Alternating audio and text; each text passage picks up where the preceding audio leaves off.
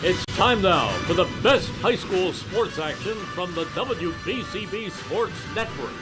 Catch the best games from Bucks and Mercer County at WBCBSports.com and our Facebook page. Your home for high school sports is right here at WBCB 1490. From sunny Nataukus Field on the campus of Lawrence High School, we welcome you to CVC Colonial Division Baseball here on the WBCB Sports Network. And a pleasant good afternoon to everybody alongside the Mercer County Hall of Famer Rich Fisher. My name's Jordan Hirsch. And Fish, I think I just got to say two words to let everybody know that we're in for a treat here this afternoon. And those two words are Allentown and Lawrence. These two teams, they faced off 3 separate times last season, including 2 instant classics, one in the Mercer County Tournament semifinals, Lawrence making a 4-run comeback in the 7th and pulling it out in the 8th to win that game in what was a fantastic day of baseball. These two teams then met at this field again in late May in the Central Jersey Group 3 semifinals. Allentown returned the favor. They would go on to win Central Jersey Group 3 a couple of days later. But Fish, whenever these two teams get together, you know it's going to be a fun one. Oh, absolutely. I mean, in that MCT game, the amazing thing about that game is after Allentown pumped up their lead to 4 runs with a 2-run homer by Enzilla in the top of the 7th. That would take the heart out of most teams. Lawrence came back, tied it, and had the bases loaded with nobody out. I mean, it just seemed like that was it. Allentown was going to fold, and then they got out of it. Then they had to go into the 8th inning where Lawrence did pull out the run at the end. And then in that CJ3 game, in the 6th inning, after Lawrence had battled back from a 5-0 deficit to make it 5-4. They had a runner on third, and Allentown had to get a strikeout to end it. Then they got through the 7th, without any kind of damage done. So it is, we don't know what's in store today. What we do know is Allentown is sending senior right-hander Sean Heisler to the mound against junior righty Deacon Moore. Heisler's 0-1 with a 3.65 ERA, 4 strikeouts, and 7 2/3. He's allowed 3 walks and 9 hits. And Moore, who Mayer feels has Division I talent, is 1-1 with a 3.09 ERA, 5 strikeouts, and 11 1/3 innings. Moore pitches to contact. He's allowed just 1 run and 8 hits. This is his first start, interesting enough, against a CVC opponent. He threw a complete game against PDS and suffered the loss to undefeated Pennington. When we look at these two teams, they are not offensive powerhouses. Allentown lost half their starters last year, including CVC Player of the Year Jack Sweeney, who's currently batting .268 with a homer and 3 doubles at Rutgers, 13 RBIs. There is talent back, and it appears to be coming together as the Redbirds have won 3 of their last 4, and 2 of those losses were 5-4. So one of them was the undefeated Northern Burlington. The bats have taken a little while to wake up. Redbirds are hitting just .268 as a team. Senior Aaron Freud is killing the ball, .462.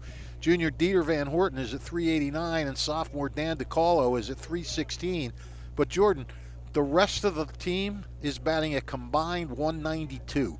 So Allentown really needs to get the more offense up and down the lineup. But that being said, the Cardinals are having even more of a problem with their offense. They are just hitting .205 as a team. The lineup is Aiden powered. Aiden Poot and Aiden Crowley are the lone regulars batting over .300. And amazingly, 4 other batters are hitting under .200 or just above .200. I mean, you'd think Lawrence has too good of a team for this to continue, but the Cards have to start hitting soon. They're still winning, though. They've taken 5 of their last 6, had a couple of comebacks, wins. Look, both of these teams know how to win. They'll figure things out as the season goes on. What happens today is anybody's guess. But as you mentioned, the games last year were wild. If it's a bizarre game, no one will bat an eye, my friend. Yeah, Fish. Lawrence last season, they were really an all-around juggernaut, and it was a little surprising to see them get upset here in the semifinals just because they could pitch, they could hit, they could defend. This season, doing it a little differently. Obviously, the pitching, it's still been there, but they're looking for maybe a player such as Teak Toto or even Deacon Moore at the plate to get going. And then you're right, you mentioned Allentown, those 3 guys that have really been playing well recently. Not necessarily the guys that you would expect, though. Chris Whalen still hasn't really gotten going. Max Klein, same thing. A lot of these holdovers from last season. Head coach Brian Nice still looking to get them off the schneid and get them going here as we hit mid-April here in Central Jersey. These two teams about set to get underway. Lineup cards, they've been exchanged. Right now we're just waiting for Deacon Moore and the Cardinals to take the field here at Lawrence High School. So while we do that, I'll let you know that today's game is being brought to you by Team Toyota, Kessel Dermatology, the Capital Health System, the Revere Restaurant, the New Jersey Education Association, Jammer Doors, the Trenton Thunder, the Italian People's Bakery, Hyundai of Trenton, the Trentonian, Haldeman Ford, Chris Auto Body, Saul Funeral Homes, and Mako of Ewing. Cardinals and Redbirds in their huddles, about set to get this one underway. We'll step aside and be back with opening lineups and first pitch here on the WBCB Sports Network. Capital Health's primary care network continues to grow, bringing its extensive option of locations to your neighborhood. Whether you're scheduling a wellness checkup or not feeling well, advanced medicine starts with a Capital Health primary care doctor at locations near you in Mercer, Bucks, and Burlington counties. To find a Capital Health primary care location that's convenient for you, visit capitalmedicalgroup.org. That's capitalmedicalgroup.org.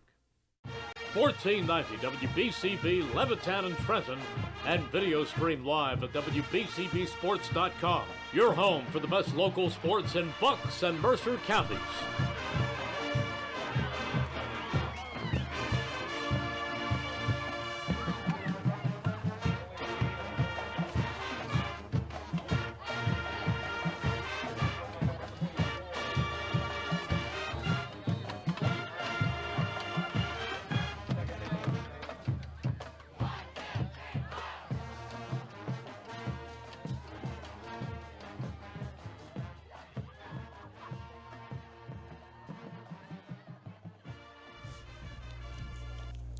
Welcome back to Sunny Nautaucus Field. Deacon Moore just finishing up his warm-up tosses. He's out on the mound for the Cardinals this afternoon. Let's take a look at the lineup he's going to face. It's going to be Max Kleins, Dan DiCarlo, and Dom Zilla as the top three, the second baseman, shortstop, and catcher. Right fielder Chris Whalen bats cleanup, followed by third baseman Aaron Freud and first baseman Dieter Von Harten. The bottom three for Brian Nice's squad, the left fielder Anthony O'Rourke. Jordan Ray is the DH. And then out in center field is Matt Laurinaitis, the freshman. They're facing Deacon Moore in his third appearance this season, and the first pitch he fires in there is a fastball over for strike one. Deacon Moore this year in 2 appearances, 11 1/3 innings, 3.09 ERA, 5 earned runs. Klein shows bunt, can't get it down. It's quickly 0-2. You know, I mentioned as I'm writing this lineup down, I think Seneca Sumners is hitting over 300 for Lawrence as well. Don't want to leave him out. Seneca Sumners at 333. We'll see him once Lawrence gets their bats up there. 0-2 from Moore. Fastball in the dirt that time. Well, Max Klein's the guy that they're still looking to get going for Allentown, hitting just 158. Batted 360 last season in exactly 100 at-bats. Chops this one slowly foul, and we'll do it again. Yeah, you're going to be mentioning a few guys that are still trying to get going. One thing this Allentown lineup did do last season is they were able to get to Deacon Moore in that game on April 18th, the regular season game. Moore allowed 3 earned runs, 5 runs overall, and 5 innings of work. Another 1-2, breaking ball outside, and the count's even. Another chilly day. We haven't had too many non-chilly ones so far. Gotta love Mid-Atlantic baseball in April. Sun has gone in. This one's right out to Sumners at short. He shuffles the feet, and the throw gets away from Aiden Crowley over at first. Low throw from Sumners. Crowley couldn't dig it out of the turf, and Kleins is aboard.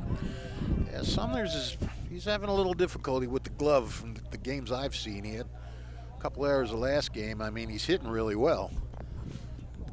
Taking over for Robert Kelly at short. Kelly was probably one of the best defensive shortstops in the league last year. Yeah, Robert Kelly now playing at Monmouth. Yeah. And Seneca Sumner is a guy who was mostly a courtesy runner last year. Now digging in is Dan DiCarlo, the sophomore shortstop.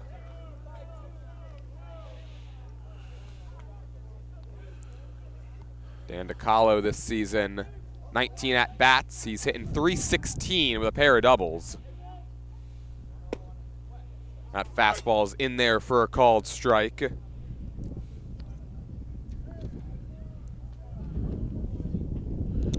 Did you notice how it was all sunny up until about 1 o'clock today? It was. It was a beautiful morning, honestly.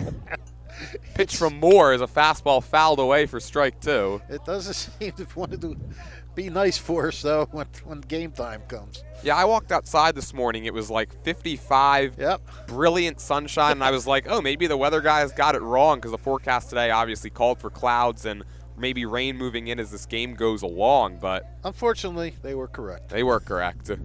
Figures. 1-2 from Moore, breaking ball, and DiCarlo gets a piece to stay alive. Dan DiCarlo, a week ago against Steinert, had his best game of his young career, 3 for 4, a double and 2 runs scored, this being his first season on varsity. Pickoff move at first, and back with a head-first dive is Kleins. Yeah, you talk about this Allentown-Lawrence rivalry, but let's see what this. Kleins was dancing a little bit off that first base bag. He's back with a head-first dive once more. The games between Jimmy Mayer and Brian Nice over the years. Brian, of course, has been at Allentown for however 20 years or whatever, and Jimmy's been at Hamilton and Nottingham. Even then, those two would lock up and have some wild games. Yeah, we were talking before we went on, debating whether or not you could call this Mercer County's newest rivalry. I think the teams, yes, but certainly the head coaches have been doing it for a long time. Yeah. I mean, 2-2. It's down and away, ball 3. It is a pretty good rivalry. You know, it wasn't for a long time because Lawrence just wasn't good, but now Lawrence is good, and the games that these two are having. And last year, when you meet in semifinals of 2 tournaments, yeah, it's become a rivalry. Runner goes, pitches outside, ball 4, and the first 2 reach for Allentown. Allentown doing a good job, having some good at-bats. Running some deep counts here.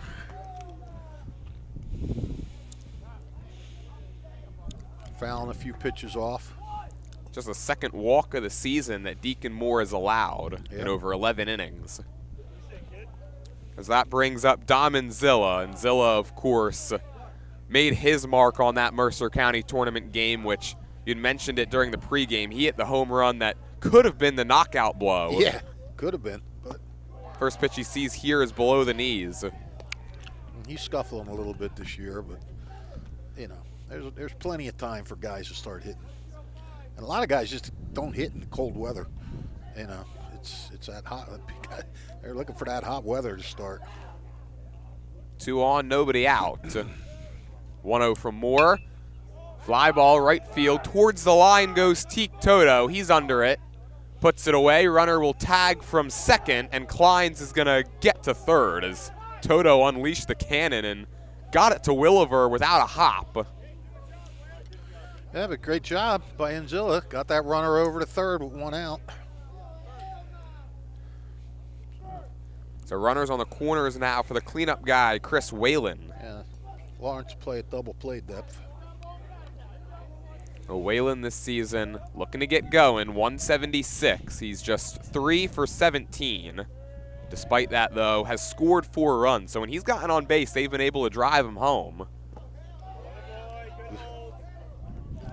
Blocked by Dobkin there. Always pressure on that catcher when there's a runner on third. So Chris Whalen with a chance to drive in the first run of this game.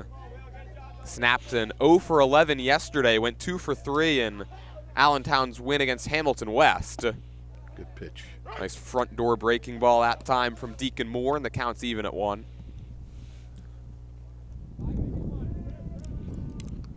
Not only are these two coaches have great games against each other, they're definitely 2 of the top coaches, not just in Mercer, but in Central Jersey. This one's fouled away back into the parking lot, count 1 and 2. Yeah, Jimmy Mayer, we talked about it a lot last year, and it's worth noting once again, of course, just because of how great of a job he's done with this Lawrence program since taking over in 2023. Yep. And then Brian Nice, Allentown, they've been above 500 in every season since the NJ.com eras. Moore just buzzed the tower of Wayland. Yeah, that's amazing. I mean, you talk about consistently good. And, you know, sometimes they're a little over 500. Sometimes they're getting the state finals, you know. I mean, sectional finals. It's, you know, they won the Central Jersey Group 3 last year. Beat Lawrence and then won that sectional final. I mean, it's just consistently good teams. On a 2-2, Wayland rips it down the left field line. Just foul, I believe. Yeah, that curve just foul. That's what happens when you're slumping. If he was hot right now, that ball would have hugged the line, hit the line. Wayland barreled that one up. It went whizzing past Kleins over there at third, landed about maybe 6 to 12 inches into foul territory. So the count remains 2 balls and 2 strikes. Wayland with a chance to break the 0-0 tie early on. This one's popped up, shallow right. Going back on it is Connor Crowley. He puts it away. Kleins is going to go and then stop. And a nice play by Crowley to get it in, and there's 2 down. Yeah.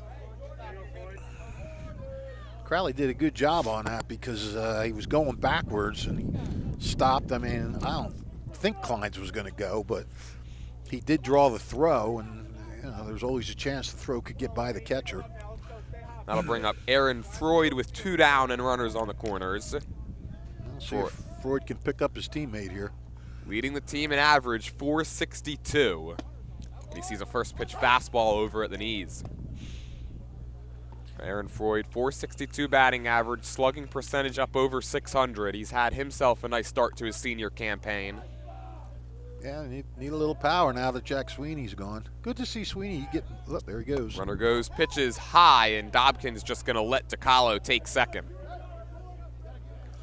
Good to see Sweeney getting some playing time up there at Rutgers. You know, freshman year. Stats aren't bad. 268, drove in 13.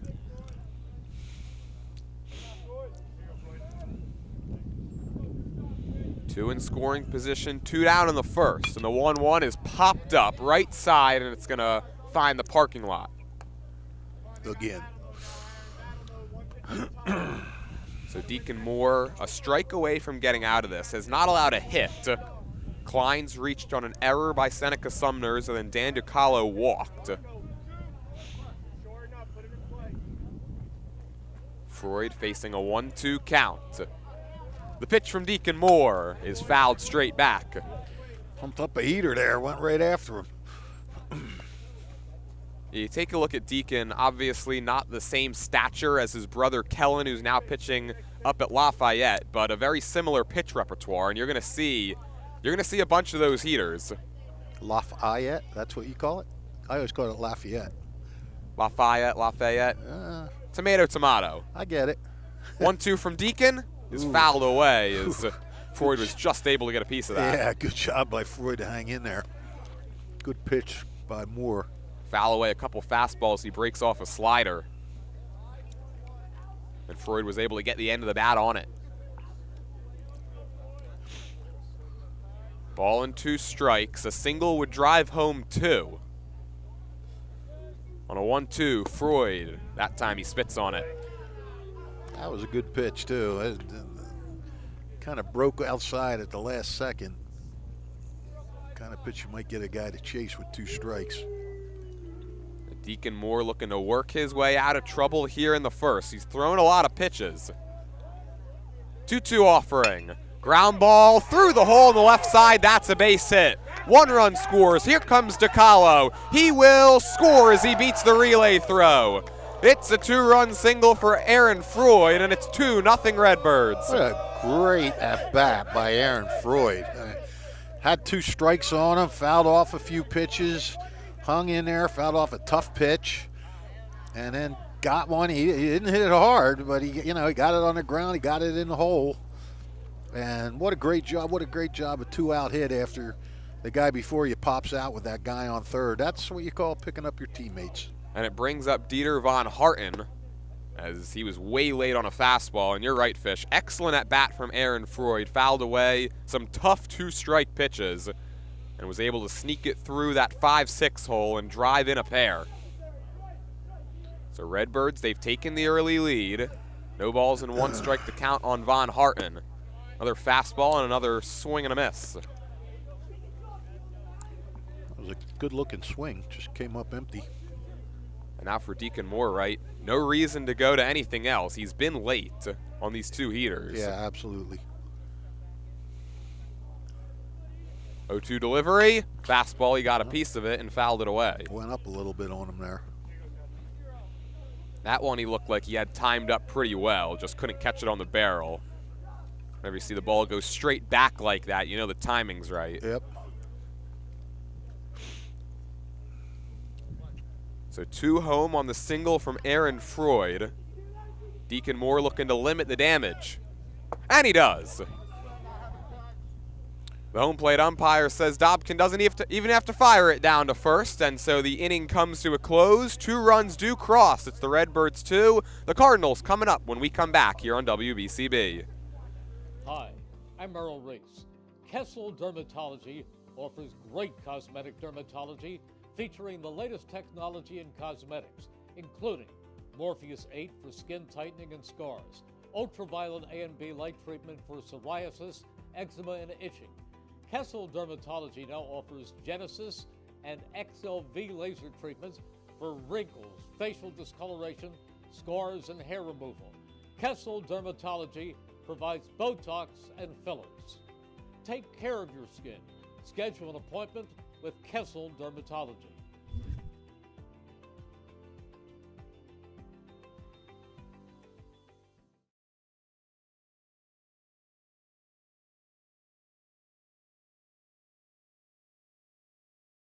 $14.90 WBCB Levittown and Trenton, and video stream live at WBCBsports.com. Your home for the best local sports in Bucks and Mercer counties.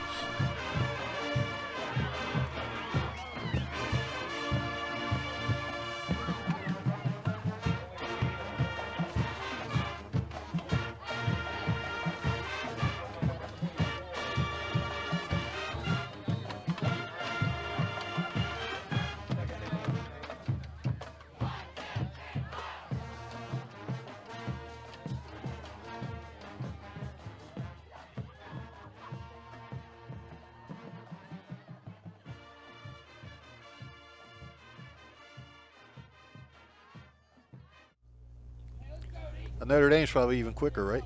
Back from sunny Nautaucus Field here at Lawrence High School. Cardinals trailing 2-0 as we go to the bottom of the first, and it's going to be their pitcher, Deacon Moore, set to lead it off against the righty senior Sean Heisler. Sean Heisler this season for Allentown, 7 2/3 innings of work. He's given up 4 earned runs, struck out 4, walked 3.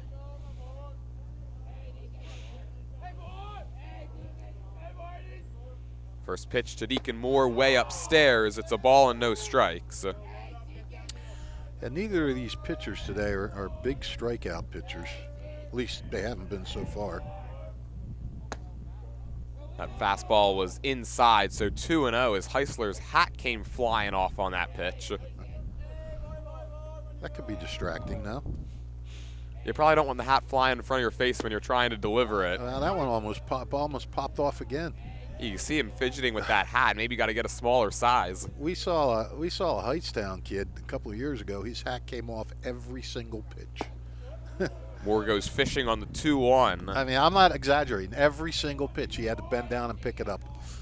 I was like, how can you do that? How can you pitch like that? At that point, you just got to get a rubber band, right, and just wrap it around the outside of the hat.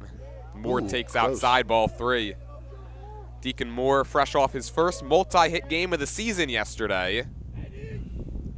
Hit .407 his freshman year, .337 last season. And he comes up empty on the 3-2, and so he's the first strikeout victim. And that'll bring up Drew Dobkin. Let's take a look at the way the rest of the Cardinals line up today. So following Deacon Moore, it is the catcher Drew Dobkin and center fielder Aiden Poot. Cleaning it up will be the right fielder Teak Toto, followed by third baseman Connor Williver and left fielder Josh Vikrosky. The bottom 3, the second baseman Connor Crowley, shortstop Seneca Sumners. and first baseman Aiden Crowley.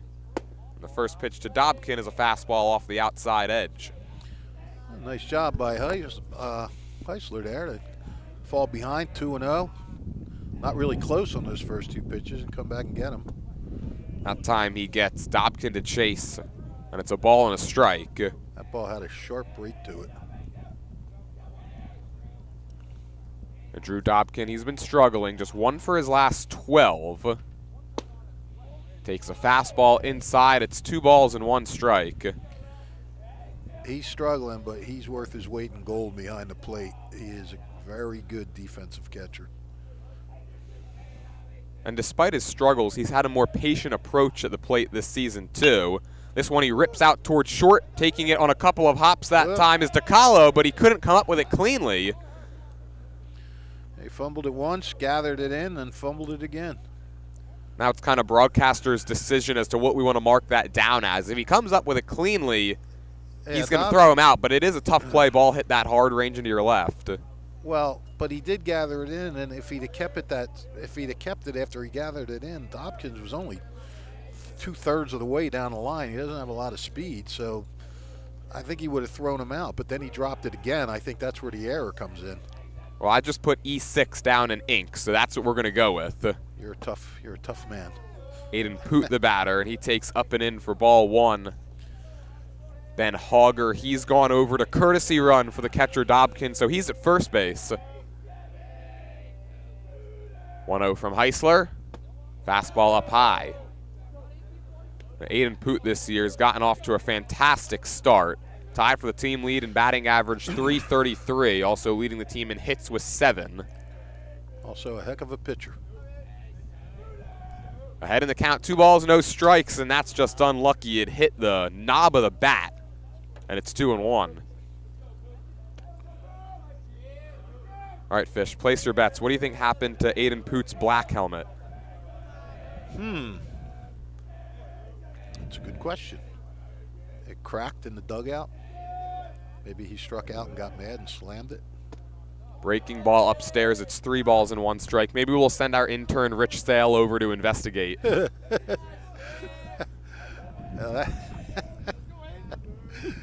Okay. Ahead in the count, 3-1. Aiden Poot takes ball 4.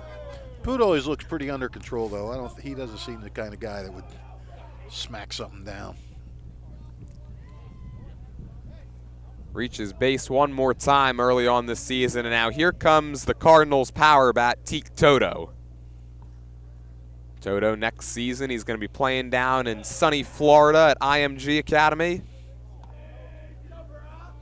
Chance to answer right back. Cardinals facing this 2-0 deficit. And the first pitch he sees is outside. Teak Toto this year, hitting just .211, but that slugging percentage up at .474. Had a walk-off triple the other day. Toto this season, just 4 for 19. He's got the team lead in runs scored with 6. And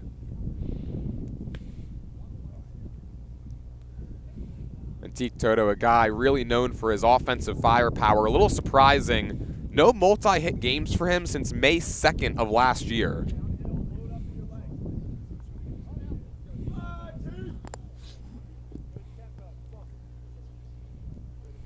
This inning kind of setting up similarly to the way the top of the first went. The E6 followed by a walk. Count 1 ball and no strikes on the Cardinals' right fielder. Pitch from Heisler. Again, up and away. So he's missing in the same spot right now. And credit the Cardinals, they've been able to lay off of it.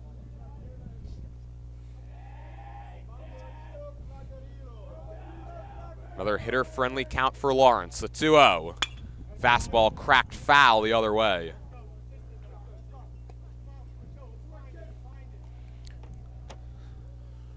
I was panicking there. Something popped up on my phone that I couldn't get down, and I thought I was hijacked there for a second. Were you able to scare away the hijackers? Yeah, I fumbled around with it there for a little bit and figured it out. Well, I don't know if I figured it out as much as just stumbled onto it. At the end of the day, as long as you get the problem fixed, it doesn't matter. It doesn't matter how you get there. It matters that you get there. Absolutely. 3 balls and 1 strike. Right now, the problem for Heisler is his command, and he just walked another one.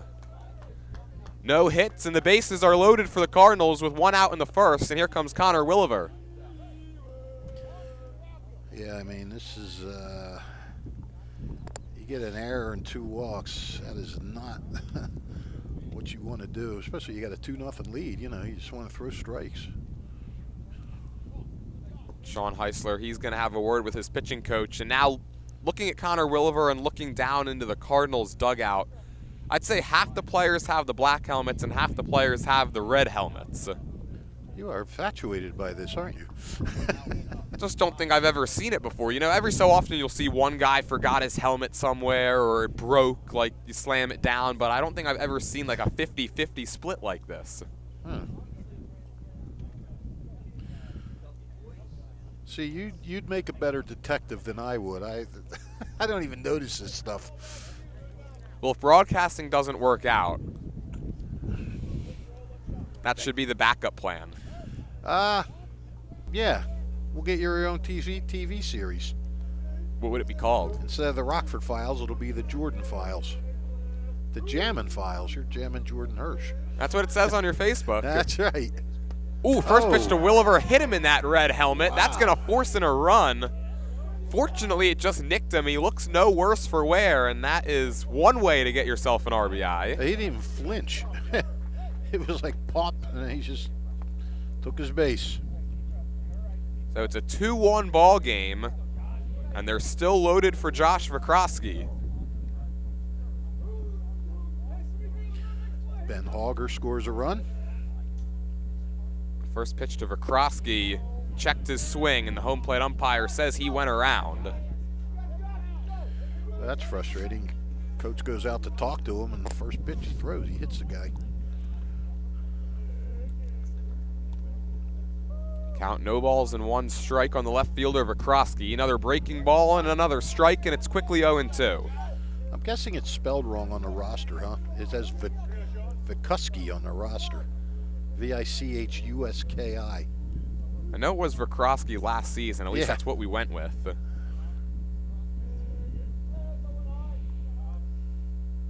Oh-2 from Heisler. Fastball that time. He sped him up, and Vikrosky got a piece to stay alive. And it's Vikrosky on NJ.com, right? That is correct. There is an R in there after the CH. And it's an O, not a U. This has U on the roster. I've seen rosters be wrong before. 0-2 to Vikrosky. Breaking ball just inside. Pretty good pitch. I mean, it was a ball, but it was a pretty good pitch to get him try and chase. Well, Vikrosky right now trying to break a 1-for-16 to start the season. And if he can do it, he's got a chance to even this game up or put his team ahead. The 1-2. Breaking ball fouls it at the plate. Just got a piece of that. Hung in there. Vikrosky last season in the loss in the Central Jersey Group 3 semifinals, 2-for-4 with a double on this field against Allentown. Well, we saw Freud just get a piece of a 2-strike pitch and get a 2-run single. Let's see if Vikrosky can follow suit here. He's battled back. He's worked the count even, 2-2. Poot at third, Toto at second, Williver over at first. Cardinals have 1 run home in this inning. The 2-2. Kind of an emergency hack that time, and Vikrosky again fouls it back. Yeah, I think that might have been ball 3 too. That looked a little high, but again, 2 strikes. You know, you're not gonna take chances. Vikrosky, a guy who hit .317 last season. You know he wants to break out of the slump in a big way. This time he fouls it away down the left field line. We'll do it again, 2-2.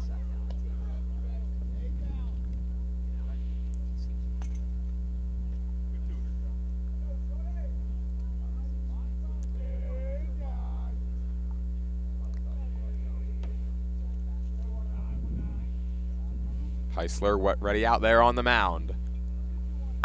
This one's hit in the air, deep right field. Going back on it is Whalen. He's at the wall, and it's off the wall. Start up the merry-go-round. 2 runs are going to score. Williver is at third. They're waving him home. The throw goes to third, and it's a bases-clearing triple for Josh Vikrosky. He does break out of that slump in a big way. 4-2, Cardinals on top. And what an incredible at-bat, too. I mean, he fell behind. Well, he fell behind 0-2, right? He was behind 0-2, and he battled his way back. I mean, and then even, with 2 strikes, he fouled off a pitch or 2. Like you say, he got that one that he just got. Then he had that emergency swing. Took a ball and, he ripped that into that gap. What a big hit for Lawrence. Wow. Fall behind 2-0 and come back like that. And they just hit Connor Crowley as he pulled back the bunt attempt. So it's the second hit by pitch of the inning. That triple was the first hit of the inning. They're on the corners, still 1 down. Brian Nice, let's see if he makes a change. He's walking out to the mound.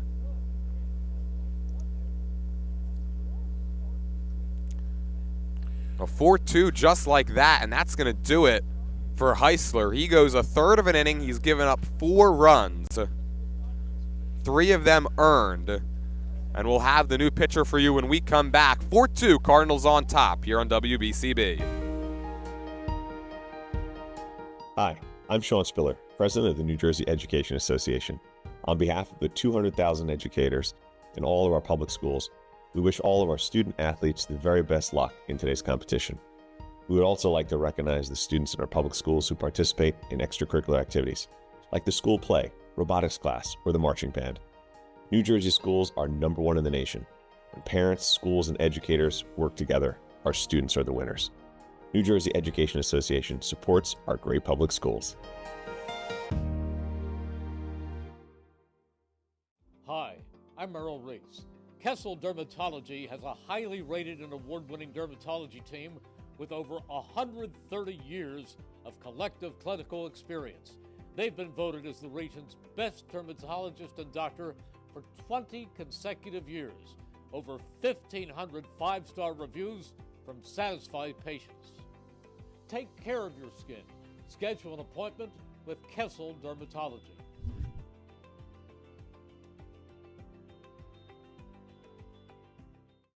1490 WBCB Levittown and Trenton, and video stream live at WBCBsports.com. Your home for the best local sports in Bucks and Mercer counties.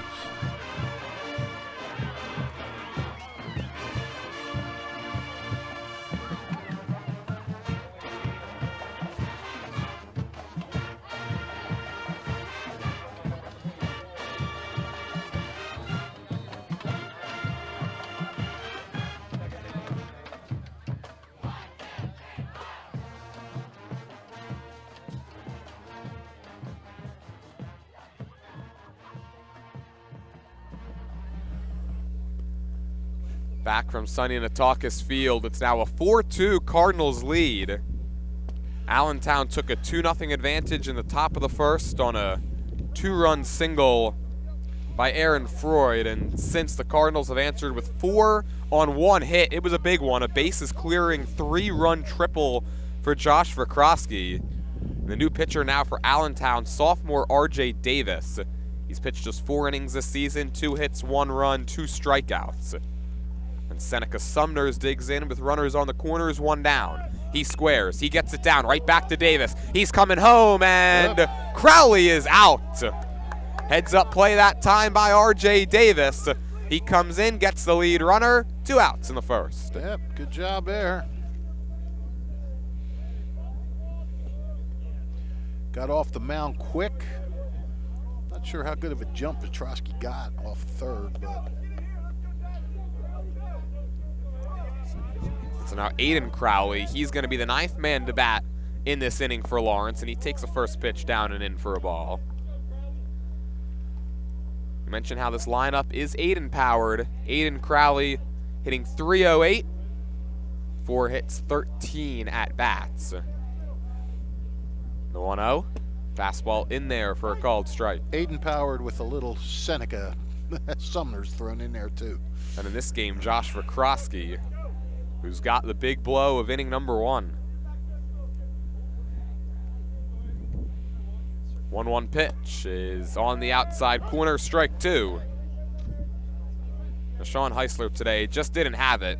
Only got 1 out, allowed 4 runs, just 1 hit, but the command wasn't really there. Walked 2 and hit 2. Well, that was the big problem. I mean, he didn't have the command, and with runners go, pitch is swung on and missed, strike 3. So the Cardinals go down swinging to start the inning and end the inning. 4 runs cross in between. They take a 2-run lead as we head to the second here on WBCB. Hi, Merrill Reese reminding you to come back home to traditional Italian cuisine at the Revere Restaurant, 802 River Road in Ewing Township. You'll always feel welcome at the Revere. It's like stepping back in time where you'll feel like you're dining in South Philly or New York's Little Italy. Start your meal with complimentary Hoboken bread. Choose from a menu featuring fresh seafood dishes, succulent steaks and chops, or homemade pasta dishes. You can even eat at the bar. The Revere is open 7 days for lunch and dinner. Private room available for special affairs, plus catering. For reservations, call 609-882-6365. That's 609-882-6365. Come home to traditional Italian cuisine. The Revere Restaurant, 802 River Road, Ewing Township. Welcome back to CVC Colonial Division action here on WBCB. We go to the second from Lawrence High School. Cardinals on top, 4-2. Deacon Moore back out for his second inning of work after he allowed 2 runs in the top of the first. He'll face the bottom 3 in this Redbird order: Anthony O'Rourke, Jordan Ray, and Matt Laurinaitis. Yeah, we've only had 2 hits in these games, but they brought in 5 runs. Some pretty good clutch hitting. 6 runs have scored, 2 hits have been marked down in the score sheet. Neither pitcher had great command, and for Allentown, their starter, Sean Heisler, lifted after just a third of an inning. Neither pitcher got much help from the defense either. Each shortstop has committed an error. Good job by Davis, though, coming in there, getting runner on third and 1 out, and he got out of it, stranded a couple of runners. 0-1 now, and O'Rourke, got Sumners to bunt it back to him and then nailed a guy at the plate as the 0-1 pitch is slapped towards center field. That's going to drop in for a base hit. Poot plays it on a hop, and Anthony O'Rourke's aboard with a leadoff single. What were we saying before the game? This could be shaping up as one of those games. Well, the way these two teams have played this year with not a lot of offense, right now they're both trying to break out of it. Throw over to first, and back standing up is O'Rourke. It was Vikrosky, rather, that Davis was able to gun down at the plate off the bunt. Right. Now the first pitch coming to Jordan Ray, the designated hitter. He takes strike 1.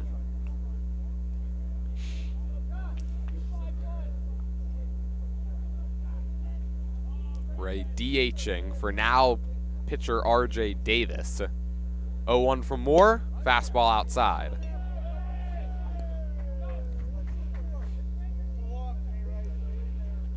Jordan Ray this season, this just his 7th at bat. He's got a pair of hits.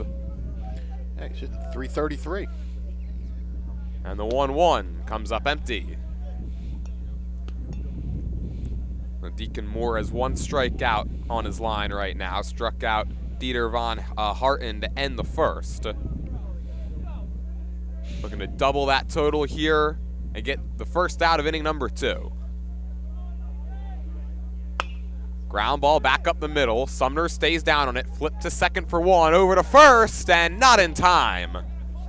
So Jordan Ray avoids the double play as Connor Crowley couldn't get it over to his brother. Yeah, but Connor seemed a little surprised that he was called safe. So fielder's choice 6-4, and that'll bring up Matt Laurinaitis, the freshman.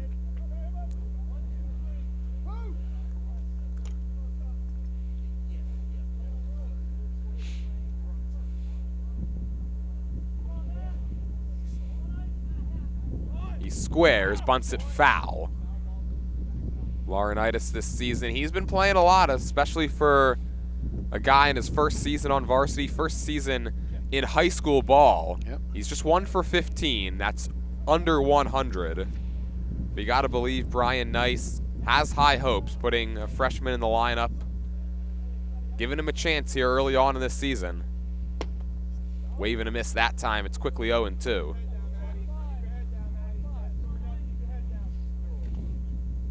There's an Allentown team that graduated 11 seniors last year, the third most in this division. Steiner, they graduated 15, and Notre Dame had 12. Laurinaitis takes one in the dirt, 1 ball, 2 strikes. Steiner and Notre Dame usually handle those graduation losses. Both teams off to a bit of a scuffling start right now. Notre Dame, they can't even get games in. For Allentown, they're in here at 3-3, and a breaking ball and a called strike 3. Dropped it in there, and Laurinaitis will walk back to the dugout, 2 away, and that'll turn the lineup over to Max Kleins. My thanks to the point guard for supplying me with a backup pen here today in case my VFW pen runs out that the VFW sends me. Yeah, no, I'm not a veteran, but Brian O'Neill always comes prepared. Yes. Easily back that time is Ray. Max Kleins reached on an error in the first, came around to score. And he bunts this time, and it's lined foul up and over the gate. Did I hit the porta-john over there? I believe so. It made a weird, like, thumping sound. Yeah, I hope nobody was in there. They probably scared to death. Either that or they're going, I'm coming, I'm coming. Open the door, nobody's there. It's like, what the heck happened? Yeah. Why are you banging on the door? Deacon Moore steps off before this 0-1 pitch. I must say, that was a smart move of them. They had those porta-johns out there in right field. Like, you know, the home plate is where a lot of people are gathered. You might as well bring them up here. Ooh, close pitch. Yeah, 1 ball and 1 strike. Guess they figured you got to work for it if you got to go. Wow, that could be dangerous. You're not wrong. And maybe that's the reason why they're now back here behind home plate. Exactly. Count even at 1. Runner goes. Pitch is slapped into left field. That's a base hit. Ray kind of stumbled as he went around second. I don't know if he would have made it to third anyways. I think he would have. It was a good hold. You know, that was a hit and run. You know, hit and runs can be good if you hit behind a runner, but he hit that right in front of him, right to left field, so they had no chance of getting to third. So here comes Dan Ducalo with 2 on and 2 out in the second. Deuces are wild here at Lawrence High School. Ducalo second in the lineup.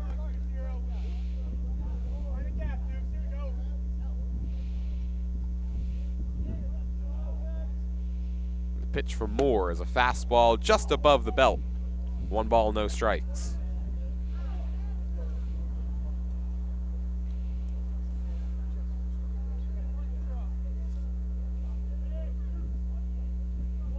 Allentown looking for a quick response. Deacon Moore looking for a shutdown inning. The 1-0 delivery is a fastball flied out towards left. Going over on it is Vikrosky towards the line, makes the grab. And that ends the inning. No runs, 2 hits, 2 left. We'll go to the bottom of the second. Cardinals on top, 4-2 here on WBCB. There really is nothing like a home team advantage. That's why Team Toyota makes a great choice for your next vehicle purchase or service. With our MVP pricing guarantee, teammate rewards program, and streamlined customer experience, our award-winning operation ensures that you can trust our process. A home team advantage is nothing without the community. Our employees are part of our family, part of your town, and we're all part of the team. We're always here for you at one of our 3 locations in Princeton, Langhorne, and Glen Mills. Jammer Doors and Windows is a 4th-generation, locally family-owned business since 1920, offering rain or garage doors and openers, the finest garage doors and openers. Jammer also carries entry doors, patio doors, and windows, sales, service, and installation. And And Jammer Doors and Windows does their own installation using no subcontractors, which means fairer prices and more pride in their work, both residential and commercial sales and service. Visit Jammer Doors and Windows at their showroom at 2850 Brunswick Avenue, Business Route 1 in Lawrenceville. Their Yardley showroom in the Grist Mill at 10 North Main Street is open by appointment. You can call 215-493-7709. That's 215-493-7709. And Trenton Thunder Baseball returns for the 2025 season on Wednesday, June 4th. Catch all the fun and excitement of a Thunder game throughout the summer. For ticket information, visit TrentonThunder.com. That's TrentonThunder.com. Or call 609-394-3300. That's 609-394-3300. Back from sunny Nataukus Field here at Lawrence High School, we're the home team. Cardinals on top 4-2. And they'll send Deacon Moore, Drew Dobkin, and Aiden Poot to the plate here in the second inning. 1, 2, and 3 after they sent 9 to the dish in the first. Got 4 runs across on just 1 hit. They've chased the starter Sean Heisler from the game, and so now it's reliever left-hander R.J. Davis facing the top of this order. So I've been told I'm very quiet here, and you're doing all the talking, Jordan. I thought I was talking.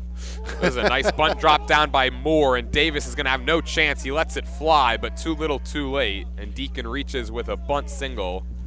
We could switch roles if you want to hop on the play-by-play. I did that last year here all by myself. I'll wait again. I'll wait another time to do that. That was a perfect bunt. You could not drop a better bunt than Deacon Moore just did.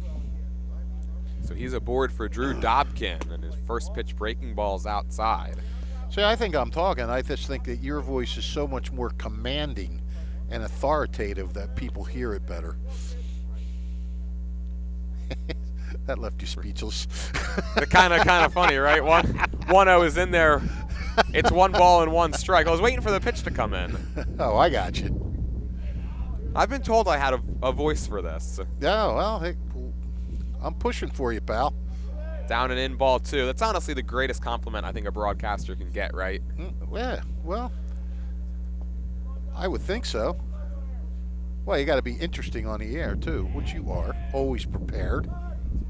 Pickoff move, and Moore was back standing, but he wasn't very far off there from getting picked off, and went in a little lackadaisical.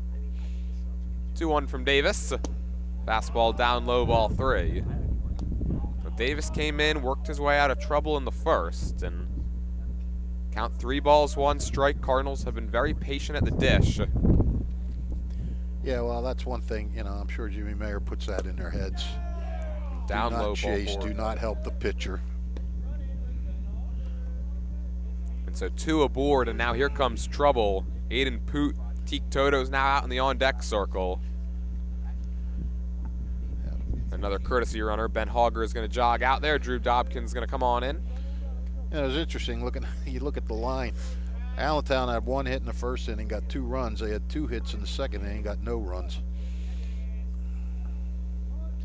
You never know, buddy. You really never know, because now the 3-hole hitter Aiden Poot was squaring before Davis stepped off. Trying to maybe move the runners and give Toto a chance to drive him in. Maybe he could be faking it too. Let's see if they. First pitch from Davis. Nope. He gets it down. Perfect. It's a good one. Back to the mound. Davis only has a play at first, and he makes it. 2 perfect bunts by the Cardinals. Love to see that. Love to see teams be able to bunt the ball. And so now 2 in scoring position for the cleanup man, Teak Toto. I mean, you know, the bunt is, forget about it in Major League Baseball, but, you know, you see how effective it can be. You get a guy on with a bunt, you move down, you got guys on second and third, and Toto with a chance. This one bounces up there, and a nice play by Enzilla behind the plate. So ball and no strikes. Toto walked and came around to score in the first. Chance with a single perhaps to double this lead. 1-0. Down and away, ball 2. And now more trouble with the command for an Allentown pitcher. Cardinals have already walked 4 times in this game. They've been hit twice. 2-0 offering. Down and away, ball 3, and Davis is at risk of losing another one. Yep. He came in and put out the. Now they're just going to put him on.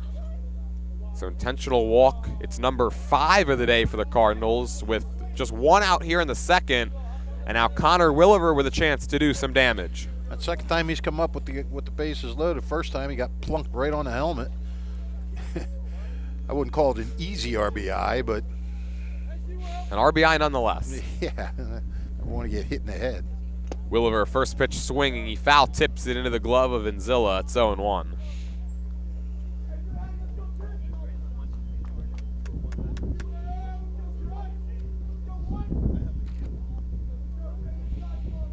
Back-to-back innings with the bases loaded for the Cardinals, and Williver sends it out towards right center field. It's slicing. Laurinaitis makes the grab in the gap. Tagging is Deacon Moore from third. He'll score standing up. Sacrifice fly, and Connor Williver has his second RBI of the day. It's 5-2 Lawrence. Well, that's what you call manufacturing a run. Bunt single, walk, sacrifice fly.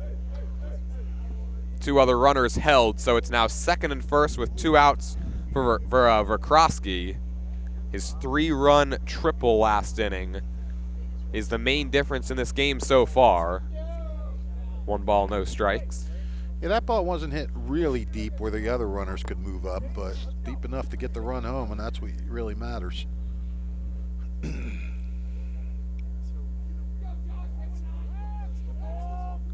Sneaking back behind Drew Dobkin, or I should say Ben Hogger, the courtesy runner, went Dan DiCarlo. No pickoff attempt. 1-0 on the way. Front door breaking ball and a good one. It's a ball and a strike. Trosky kind of not jumping back, but moving back like it was coming inside.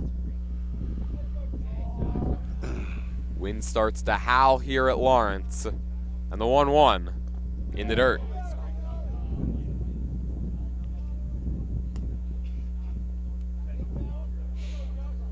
The Cardinals, for an offense that came into this game with a team average of 207. Again, only 2 hits right now, but 5 runs. They've been real patient, haven't expanded the zone. Verkrosky now ahead, 3 balls and 1 strike. Well, that's what good teams are going to win. You know, if they're missing one part of their attack, like offensively they're struggling. They're still 5-2, and you're seeing why they win. This one's grounded right side. Heading over on it is Kleins. He scoops it up and then throws low, and it gets away. Here comes Hogger for the plate. He'll cross. 6-2 ball game, and the Cardinals take advantage of an error once again. Yep. Mark that one down as an E4. No RBI for Verkrosky. And now a 6-2 ball game, and here comes Connor Crowley. And still 2 runners in scoring position now. Yeah, Toto's over there at third, and Verkrosky advances to second.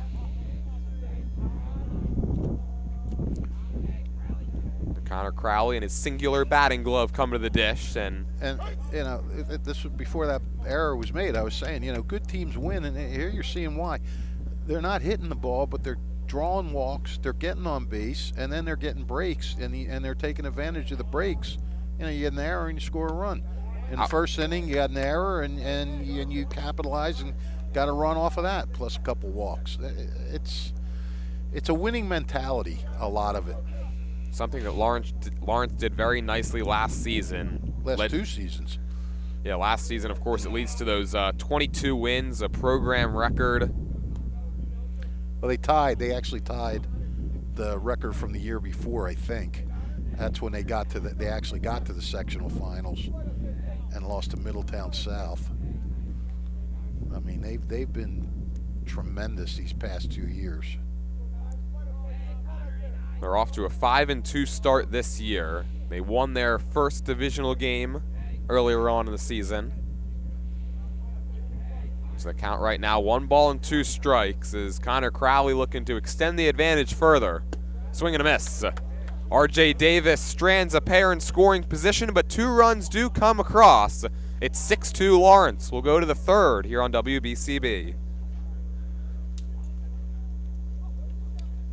1490 WBCB Levittown and Trenton, and video stream live at WBCBsports.com. Your home for the best local sports in Bucks and Mercer counties.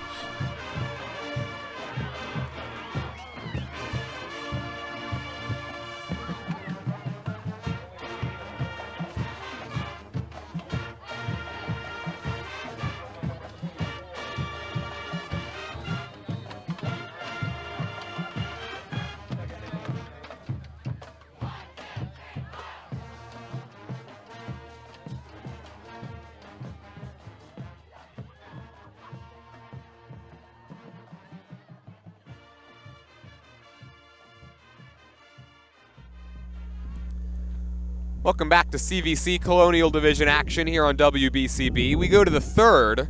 Cardinals on top 6-2, and Deacon Moore back out there on the mound, facing 3, 4, and 5 for the Redbirds. Dom Manzilla, Chris Whalen, and Aaron Freud. And I'm sure Moore would love to just have, come down and just have a solid shutdown inning. Don't let runners get on base. Just kind of get through this inning, and Lawrence is, even though they're not hitting the ball, they got 2 hits, so they got 6 runs, and I'm sure he'd like to get them right back in the dugout and keep building on this if possible. First pitch to Inzilla is upstairs for ball 1. Yeah, Moore was able to pick up a shutdown inning in the second, but had to work around a pair of singles. Yeah, it wasn't a clean shutdown inning. It was a shutdown inning, you're right, but fastball outside, 2 balls, no strikes. I think Allentown still feels they can get to him. Well, Dom Manzilla had a sacrifice fly back in the first. Advanced Max Kleins to third with it. Bounces this one foul. It's 2 balls and 1 strike. Ball looked like it was going low out of the strike zone.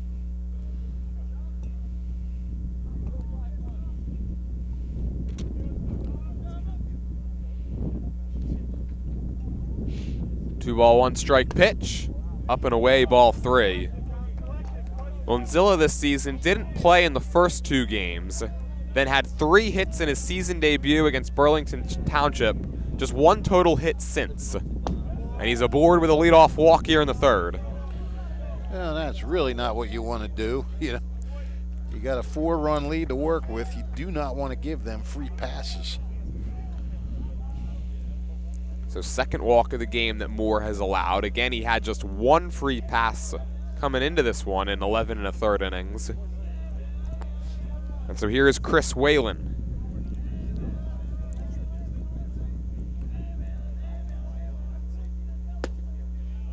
Heater that time on the outer third. No balls, 1 strike. Well, Whalen came oh so close to breaking out of his slump in the first inning. He laced one just foul down the left field line and then ended up popping out to second base.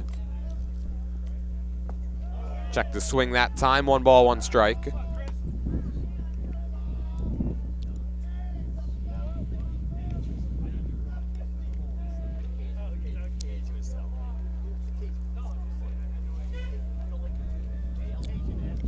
Moore with a long look in out there on the mound, and the 1-1 offering. Fastball blew it by him, 1-2. Good cut. Power on power. Yeah, good cut, better pitch. Deacon Moore's picked up a pair of strikeouts. 1 swinging and 1 looking. 1-2 pitch. Just got a piece off the cup of the bat.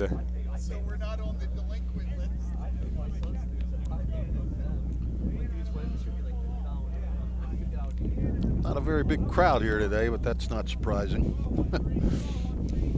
Little chilly out here for some afternoon baseball. Yeah, you got to be hardcore to come out and watch baseball in this weather.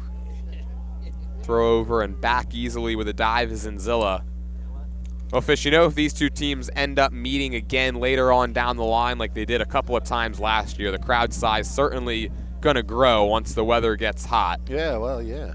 These 2 teams, they love to bring out the student sections every so often. They were Those games were electric last year. They really were. Yeah, I mean, you talk about the one at Veterans Park, right? Allentown certainly brought out their contingent. Lawrence, you know, their home faithful always loud, and it was a fantastic atmosphere that day. Yeah, it really was. 1-2 from Moore. In the dirt, Dobkin blocked it, and that keeps Nzilla over there at first.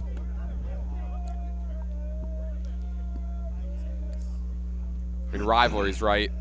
This one probably the newest, at least among the teams. Always great for the game, always great for this area as well because of the great baseball, especially this season, that the CVC has to offer. Strike 3 called, fastball at the knees. Whalen's down looking, and there's one away in the third. That was a perfect pitch. It was gonna be tough to hit if you swung it, but it was a strike. Here's Aaron Freud, his 2-run single back in the first inning. He's responsible for the 2 runs that the Redbirds have scored. Runner goes, pitch is taken for a strike, throw down to second from Dobkin is perfect, wow. And it's in time! Deacon Moore's fired up. What a throw from Drew Dobkin, dropped it in the bucket. I mean, I can see why Deacon Moore's fired up. All he had to do was put his glove down and catch it, and just wait for Nzilla to come in to you know, it was close, but that throw was about the best you're going to see from a high school kid. Or a major league pitcher, a major league catcher. I mean, that was right on the money.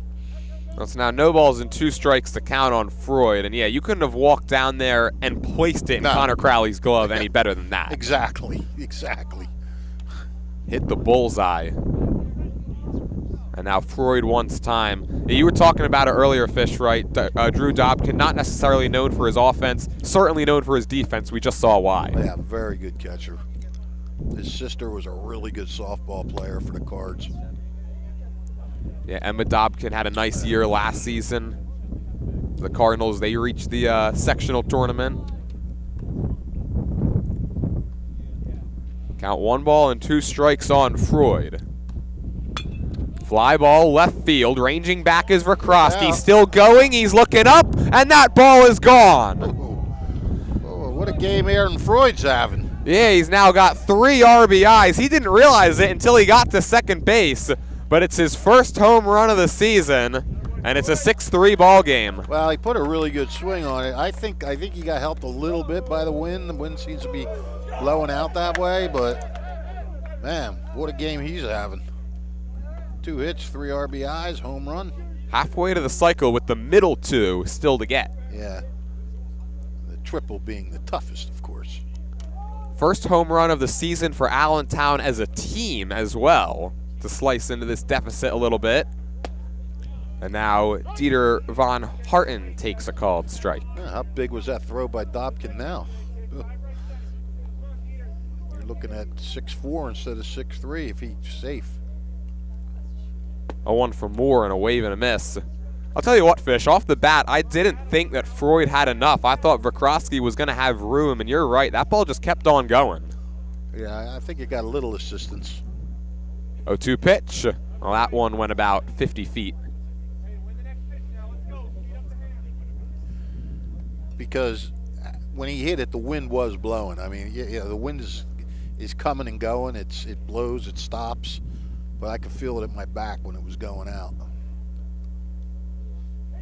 Ball and 2 strikes to count on Von Harten, and he grounds this one left side. Sumners can't get it. It's into left field, a base hit. Good effort by Sumners. Another single for this Allentown lineup, and it keeps the inning going for Anthony O'Rourke. 2-out bingo here for the Redbirds.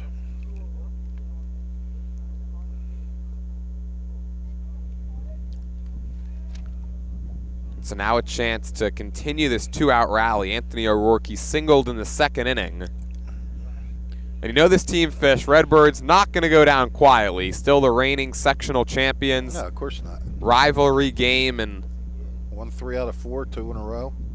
Yeah, and their offense, it has been struggling. In fact, coming into this game, they had given up 23 runs. They had scored 23 runs, which is under 4 per contest, but they're going to need a bit more of an explosion here, and you could tell this team bound and determined to hang right with Lawrence. Yep. Pitching coach Paul Sperano out there to give Deacon Moore a little bit of a talk. Maybe Sperano saw something in his delivery, or maybe it was just, one of those, come on, you can do it type of things. First delivery is inside to O'Rourke. It's 1 ball, no strikes. Anthony O'Rourke, 2-sport athlete, also on the football team. That single back in the second inning snapped a 1 for 9 for him. This one's grounded out to short. Sumners has it, flips to second, and that's how the inning comes to a close. Allentown, they draw a little bit closer with the home run off the bat of Aaron Freud. We'll go to the home half of the third. Cardinals on top, 6-3. Hi, I'm Errol Reese. Most people diagnosed with skin cancer are not even aware of their cancer. It's important to get a complete skin checkup. Kessel Dermatology offers a vast array of surgical procedures, including Mohs surgery, plus other non-surgical options. Take care of your skin. Schedule an appointment with Kessel Dermatology.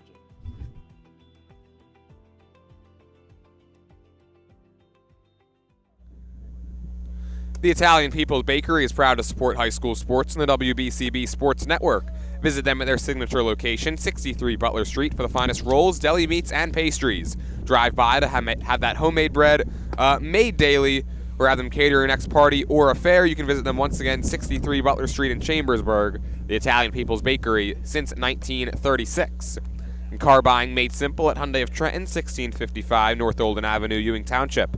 Over 100 new Hyundai models, from Elantras and Sonatas to SUVs like the Hyundai Santa Fe, Tucson, and Palisade, including hybrid models. No market adjustments on any car in stock, and an extra $1,000 rebate trade-in value towards any new vehicle. Over at Hyundai of Trenton, car buying made simple in the area's fastest growing dealership, 1655 North Olden Avenue in Ewing Township. Don't forget, if you miss any of today's action, you can read all about it in tomorrow's edition of the Trentonian. For your complete local and national news 7 days a week, it's the Trentonian, or online at trentonian.com. The only newspaper serving Bucks, Burlington, and Mercer County 7 days a week, it's the Trentonian. Celebrating 50 years of business and supporting your community is Haldeman Ford on Route 33 in Hamilton Township. Neighbors helping neighbors is what Haldeman Ford does, and what they will continue to do. Haldeman Ford has it all: new and pre-owned cars, trucks, and SUVs, plus work-ready trucks. Haldeman Ford is a great variety of EV vehicles as well. Haldeman Ford, here yesterday, here today, here tomorrow, celebrating their 50th year in business. We go to the bottom of the third here from Lawrence. 8-9-1 due up for the Cardinals, and Seneca Sumners will lead it off.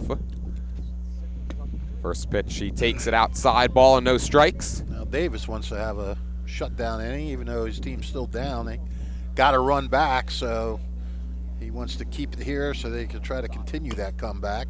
Lawrence, of course, would like to get that run back. 1-1, yeah, Aaron Freud. So far, he's the only offense for Allentown. He's got a 2-run single, and he answered back with a solo shot last half inning.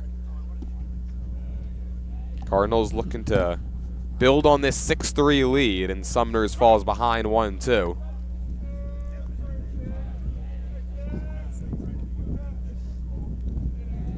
Seneca Sumners, it was his bunt back to the mound in the first that allowed Davis to flip home and get Rokroski. 1-2 is nubbed out towards short.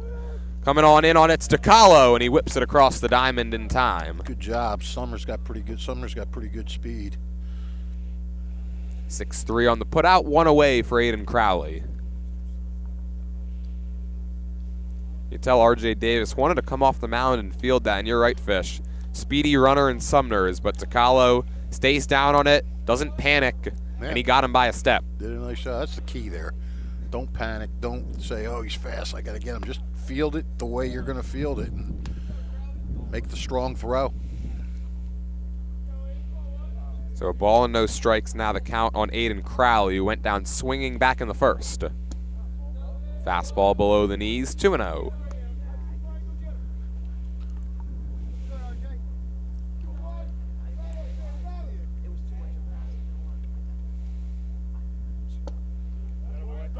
Two balls, one strike, as that delivery gets the bottom of the zone. The Cardinals very, very patient. They're going to let these Allentown pitchers come to them. And again, another hitter's count. It's 3-1 now on Aiden Crowley. Yeah, they'll make you work. I mean, that's they'll work pitchers. They'll get pitch counts up. 3-1 delivery, catches the outside corner, counts full. Aiden Crowley had his 4-game on-base streak snapped yesterday. The Cardinals' 4-2 win against Hopewell Valley. This one he knocks it foul. It remains 3-2.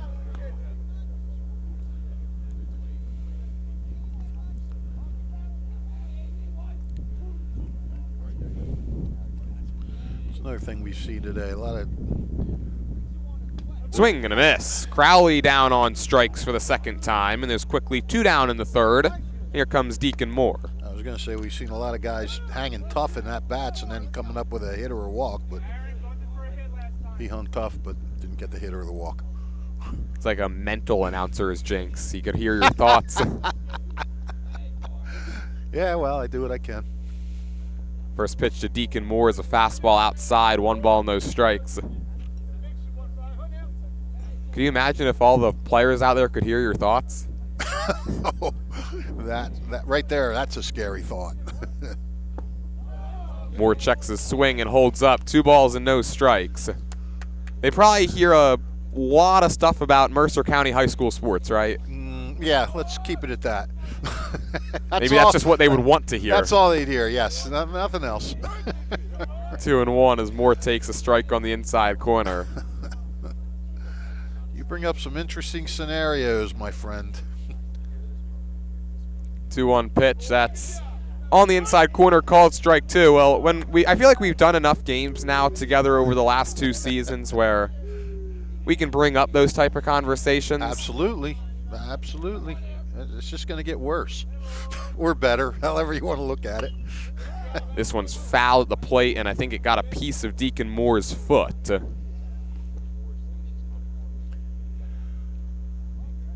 On a day like today, you do not want to be hitting the ball off of your foot. No, he's going to be feeling that for quite a little while, you would think. Well, going back to our conversations, I mean, I at least hope it's good news, right, for the listeners, that they enjoy them. Yeah, well, yeah, of course. We try to be entertaining here. That's right. The 2-2 from Davis. Fastball on the inside corner and a called strike 3. That's the first 1-2-3 inning of the game for either side. A pair of strikeouts for Davis. We'll go to the 4th. Cardinals on top 6-3 here at Sunny Nataukus Field. Capital Health's primary care network continues to grow, bringing its extensive option of locations to your neighborhood. Whether you're scheduling a wellness checkup or not feeling well, advanced medicine starts with a Capital Health primary care doctor at locations near you in Mercer, Bucks, and Burlington counties. To find a Capital Health primary care location that's convenient for you, visit capitalmedicalgroup.org. That's capitalmedicalgroup.org. 1490 WBCB Levittown and Trenton, and video stream live at WBCBsports.com. Your home for the best local sports in Bucks and Mercer counties.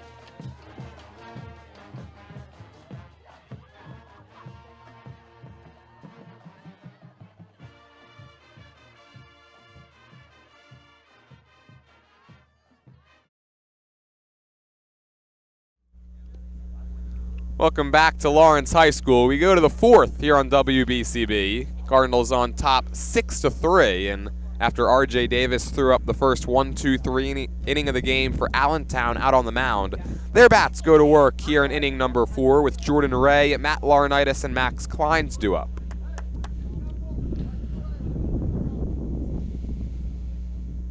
Jordan Ray. He grounded into a fielder's choice. Back in the second, falls behind 0-1.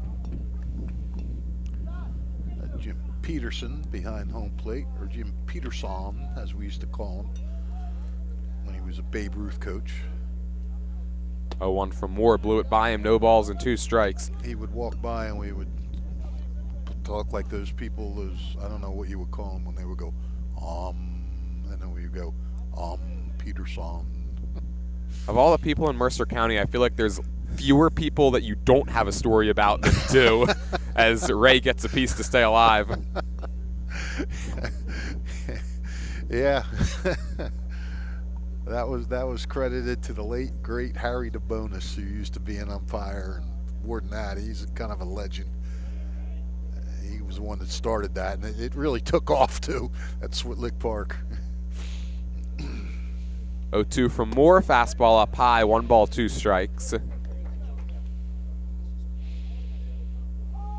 I guess that's what happens, right, when you're a Mercer County Hall of Famer.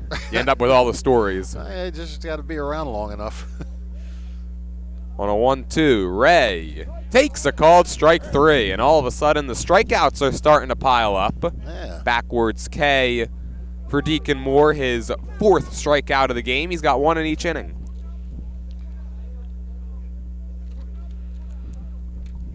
Here comes Matt Laurinaitis. He's another one of those strikeout victims. He went down looking back in the second. But that wind goes away, and then when it comes back, it really comes back. It's that time of year that, like, don't get me wrong, it's cold. But when it's not windy, you can manage it. Right, exactly. Yeah, it's the wind that kind of... Laurinaitis shows bunt, takes it back, and takes a called strike. It's 0-2. The fact that the sun is nowhere in sight has a little something to do with it, too. For Laurinaitis, now 0 for his last 14. Got his first high school hit on opening day and nothing since. 0-2 from Moore.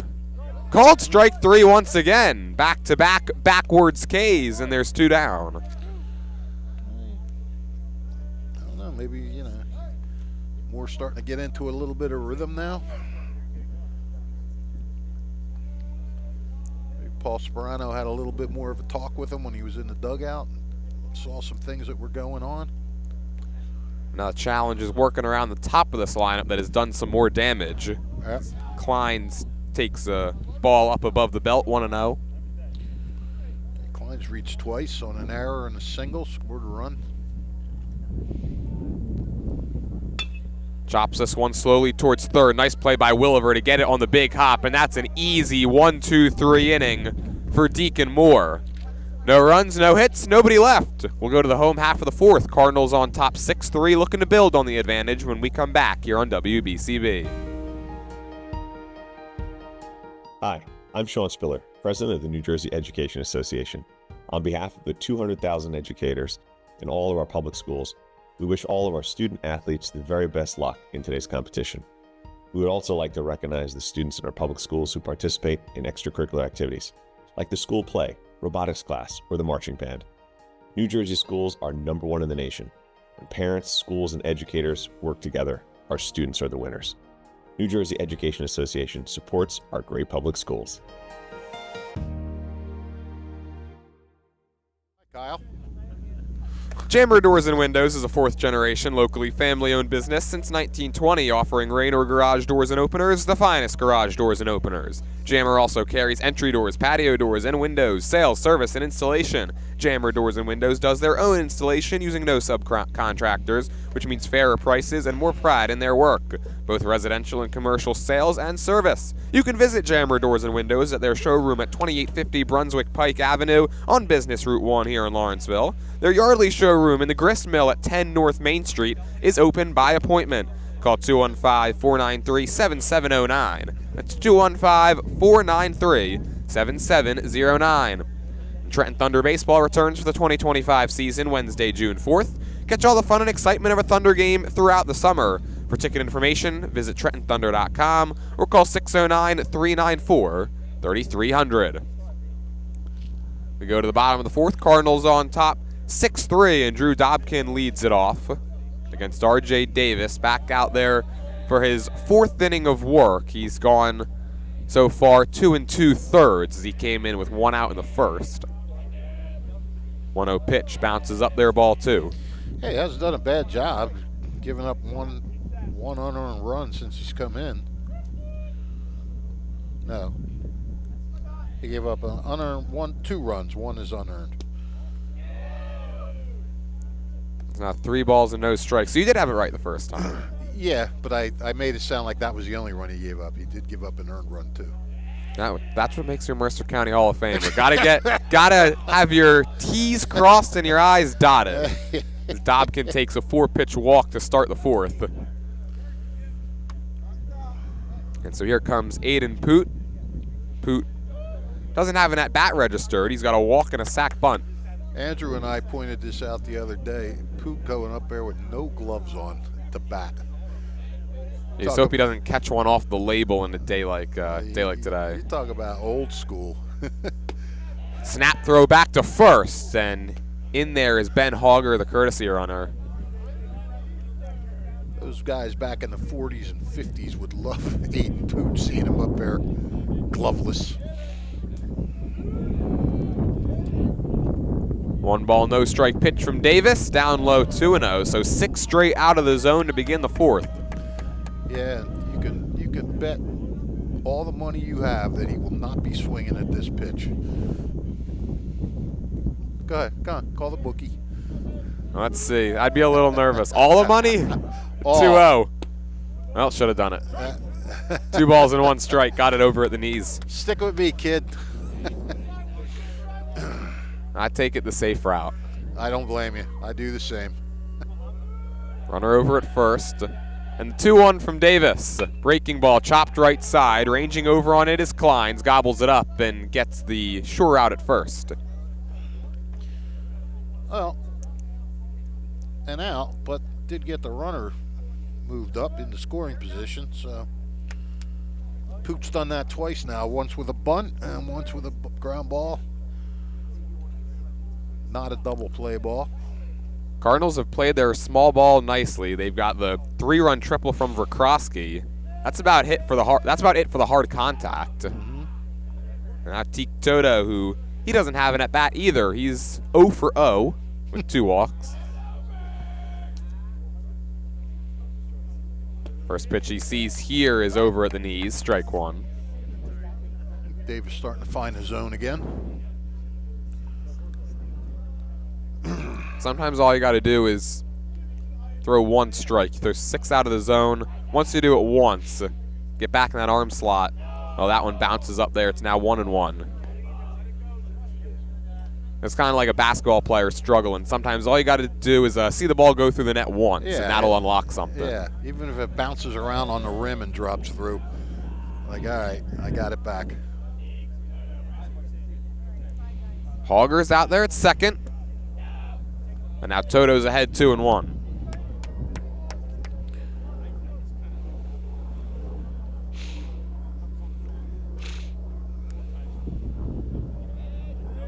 Got helicopters flying over here at Lawrence. Yeah, traffic.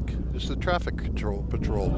Ooh, that one did not miss by much. It's now 3 balls and a strike. You know how they have the traffic report outside the stadium when a game's going on? They're gearing up for the traffic when this game's over. When Davis steps off. I don't know, I think the only traffic here is just what's been on the base paths a lot this game. Yeah, I think you're right. Toto's going to look for his pitch here. If he doesn't get it, he'll let it go.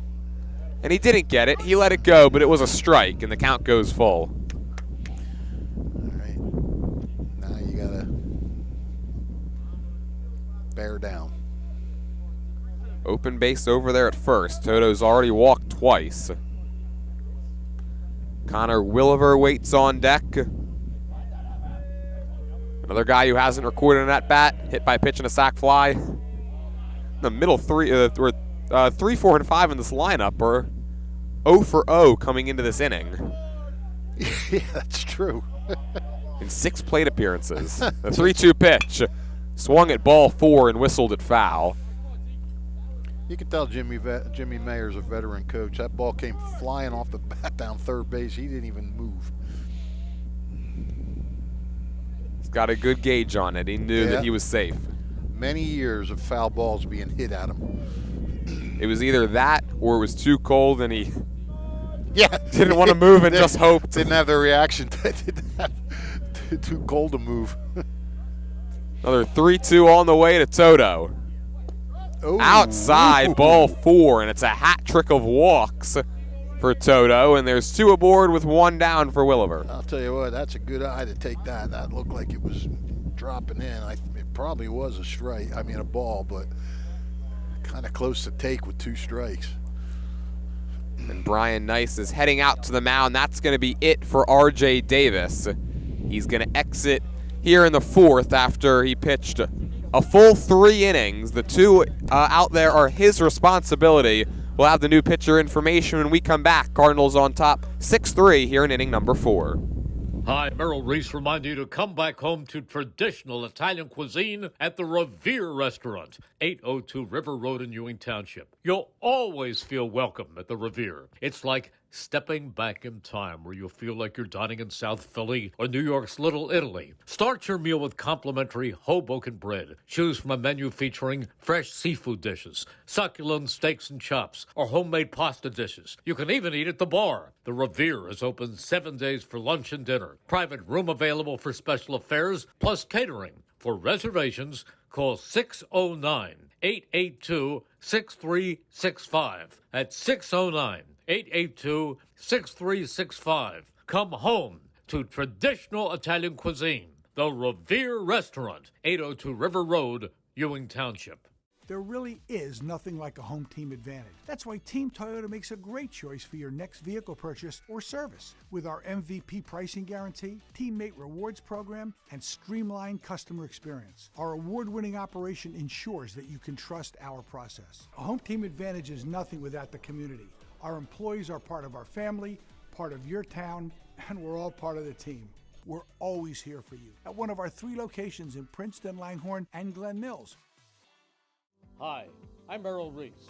Most people diagnosed with skin cancer are not even aware of their cancer. It's important to get a complete skin checkup.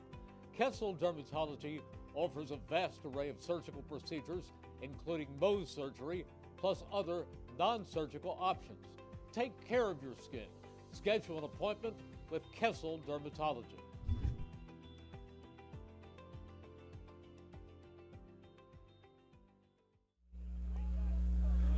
Back here from Sunny Nataukus Field, 6-3 Cardinals on top with 1 out in the 4th. And the new arm out of the pen for Allentown is the senior right-hander Andrew Marshall.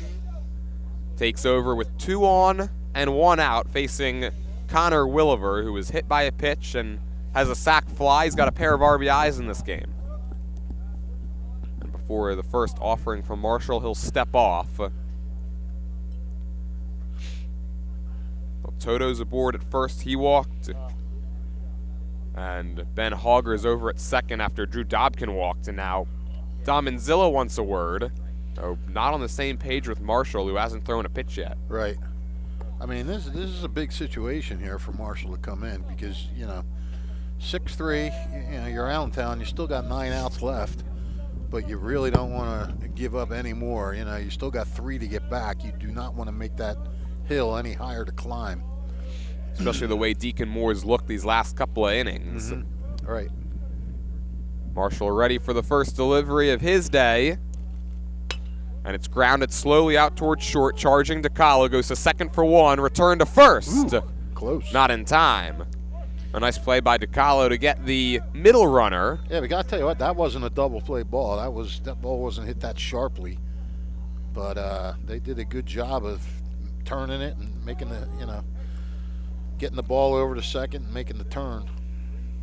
I'll bring up Josh Vikrosky now with runners on the corners and a chance to add to his day, which has seen him reach on an error and have a 3-run triple. And the 3, 4, and 5 batters finally got a couple of them got an official at bats in this inning. Both ground outs. So now 0 for 2 in 9 plate appearances. Gotta love it. No balls, 1 strike. The count on the lefty, Vikrosky. Runner goes from first. Pitch is taken inside. Throw down from Manzilla. Now they've got him in the rundown, and he's going to be tagged out. Well, I think there might have been a sign miss there because Hauger never even broke for the plate, and that's how the inning comes to a close. Yeah, Jimmy Mayer is not happy. he is not happy. Well, no runs cross the plate. We'll go to the 5th. Cardinals holding 3 here on WBCB. Capital Health's primary care network continues to grow, bringing its extensive option of locations to your neighborhood. Whether you're scheduling a wellness checkup or not feeling well, advanced medicine starts with a Capital Health primary care doctor at locations near you in Mercer, Bucks, and Burlington counties. To find a Capital Health primary care location that's convenient for you, visit capitalmedicalgroup.org. That's capitalmedicalgroup.org. Over at the Revere Restaurant, they've got Easter brunch coming up on a Sunday, April 20th. Seating times at 10:30 a.m. and 12:30 p.m. For adults, $42. Kids 5 to 10 years old, $22. Kids under 5 years old, they eat free. Taking a look at some of the menu options they've got going on for brunch: continental breakfast bar, some scrambled eggs, bacon and sausage, shredded home fries, buffet including a blueberry walnut salad, chicken marsala, vodka rigatoni, sautéed string beans, and so much more. Dessert table, cannolis, tiramisu minis, limoncello minis, eclairs, and cream puffs as well. 2-hour time slot per reservation. Credit card needed to confirm that reservation. There are vegetarian options available. Gotta love Revere. The great Billy Redner has taken us there a few times, more than a few times, and every time just a spectacular meal.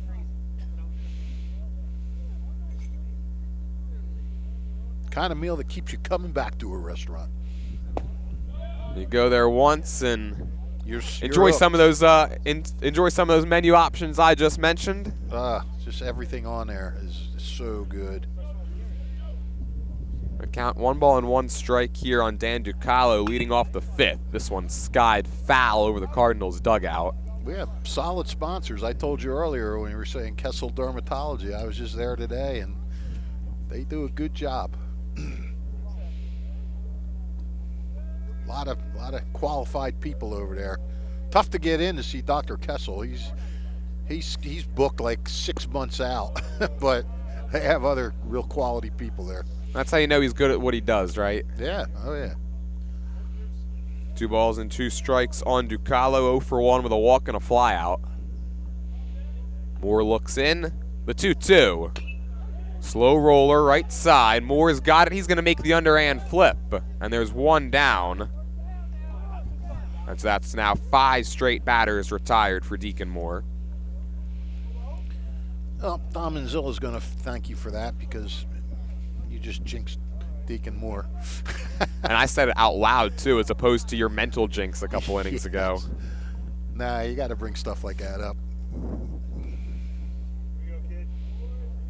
That's the thing with the announcer jinx, right? For there to not be an announcer jinx, we would just have to be quiet. Yeah, nobody would know what was going on. A healthy cut that time. It's 0-1. Like my rule, like with a no-hitter, my rule is you have to let people know it's a no-hitter, but the only jinx is if you say the word no-hitter. If you just say that the pitcher has not allowed a hit. Oh, nice play over there by Williver, and he prevents the jinx from coming true, and there's 2 outs.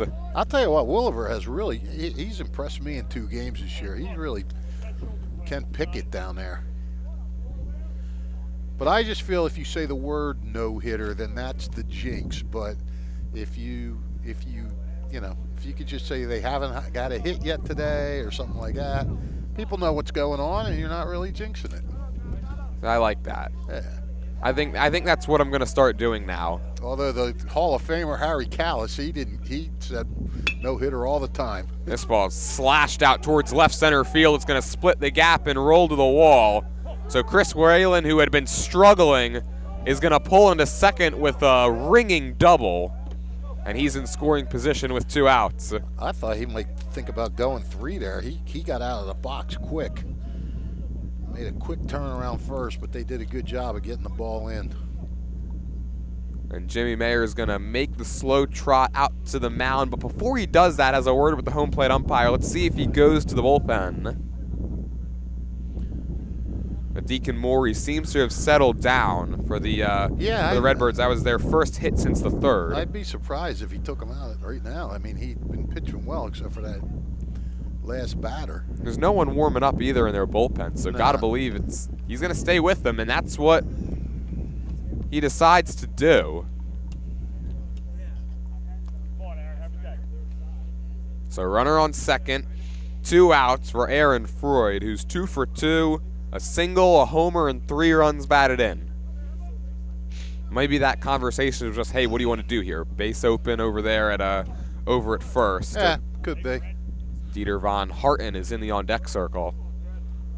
I think with 2 outs, you just go at him. You're not trying to get a force. And he does, and he hits it well towards left. Verkrosky that going back wind's to the wall, and that one is off the wall.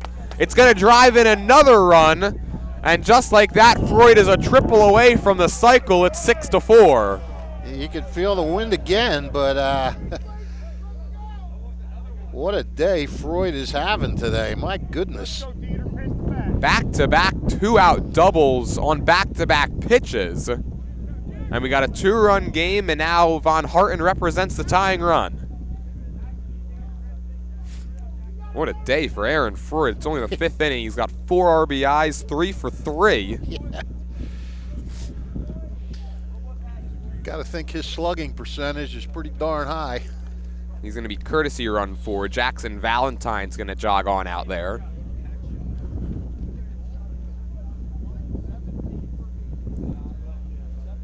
It's responsible for all 4 of their runs. I mean, take a look at the Cardinals getting production up and down their order. Aaron Freud keeping the Redbirds right in it. Well, and that's what we were saying, pregame, that Freud and a couple other guys are hitting the ball well. Just the rest of the team just has not hit yet. First pitch to Von Harten, healthy cut that time, comes up empty. Wait, Aaron Freud entered this game hitting .462 with a slugging percentage north of 600, and both of those have climbed tremendously. We look back, and I still think it was a good idea to pitch to him with 2 outs. I was wrong, of course. It was not a good idea to pitch to him, as he nearly put another one out. Not a lot of room out there, too, on that short fence for it to hit off of it. Kept it in the ballpark, and now 1 ball and 2 strikes to count on Von Harten. That fence out there, at least kind of gauging from here, is probably, what, like 4 feet tall, maybe less? Yeah, it's not big. Maybe, yeah, 4, yeah, looks about right. Well, 1 ball and 2 strikes on Von Harten. Moore looking to limit the damage. Fly ball right side into foul territory. Aiden Crowley gives it a look, but it's about 10 feet out of play. We'll gauge that one as well.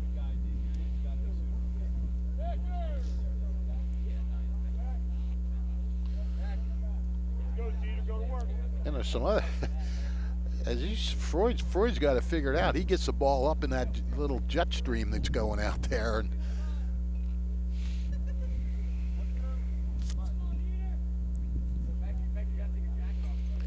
haven't seen too many balls hit out there except for Freud. This one's fouled away.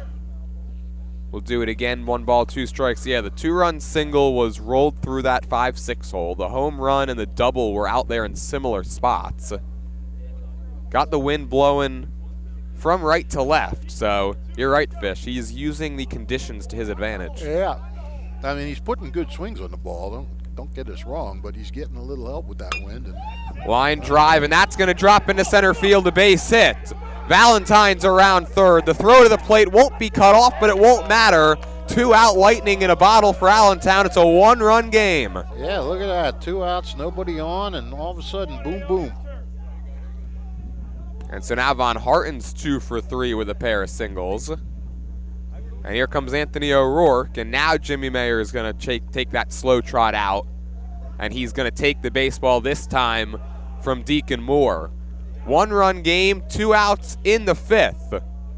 We'll be back with the new pitcher right after this here on WBCB. Is that Williver? Capital Health's primary care network continues to grow, bringing its extensive option of locations to your neighborhood. Whether you're scheduling a wellness checkup or not feeling well, advanced medicine starts with a Capital Health primary care doctor at locations near you in Mercer, Bucks, and Burlington counties. To find a Capital Health primary care location that's convenient for you, visit capitalmedicalgroup.org. That's capitalmedicalgroup.org. 1490 WBCB Levittown and Trenton, and video stream live at WBCBsports.com. Your home for the best local sports in Bucks and Mercer counties.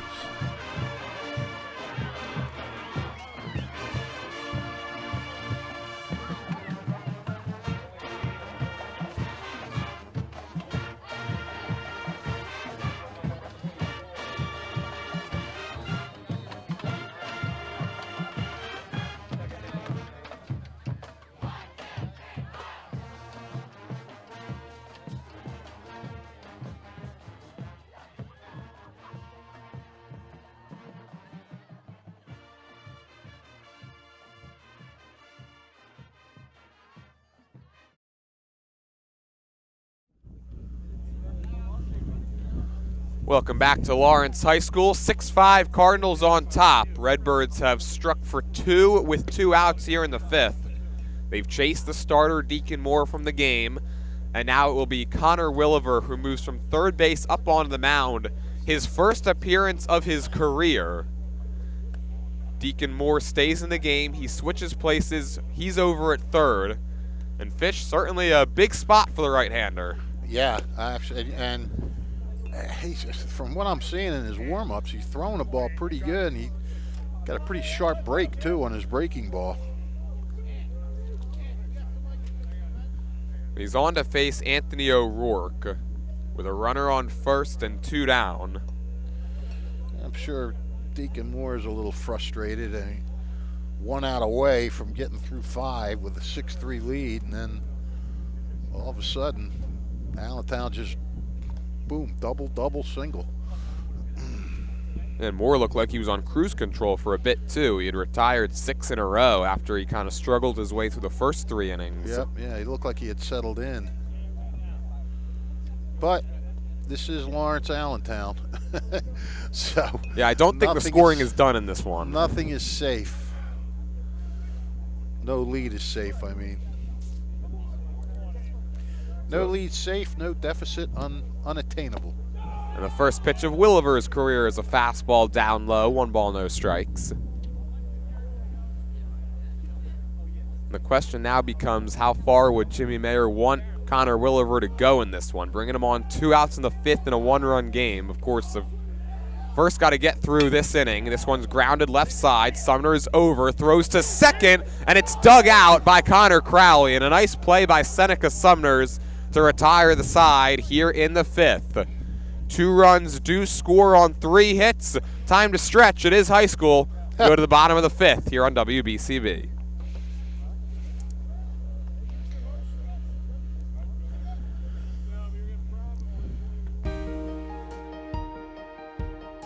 Hi, I'm Sean Spiller, President of the New Jersey Education Association. On behalf of the 200,000 educators in all of our public schools, we wish all of our student athletes the very best luck in today's competition. We would also like to recognize the students in our public schools who participate in extracurricular activities, like the school play, robotics class, or the marching band. New Jersey schools are #1 in the nation. When parents, schools, and educators work together, our students are the winners. New Jersey Education Association supports our great public schools.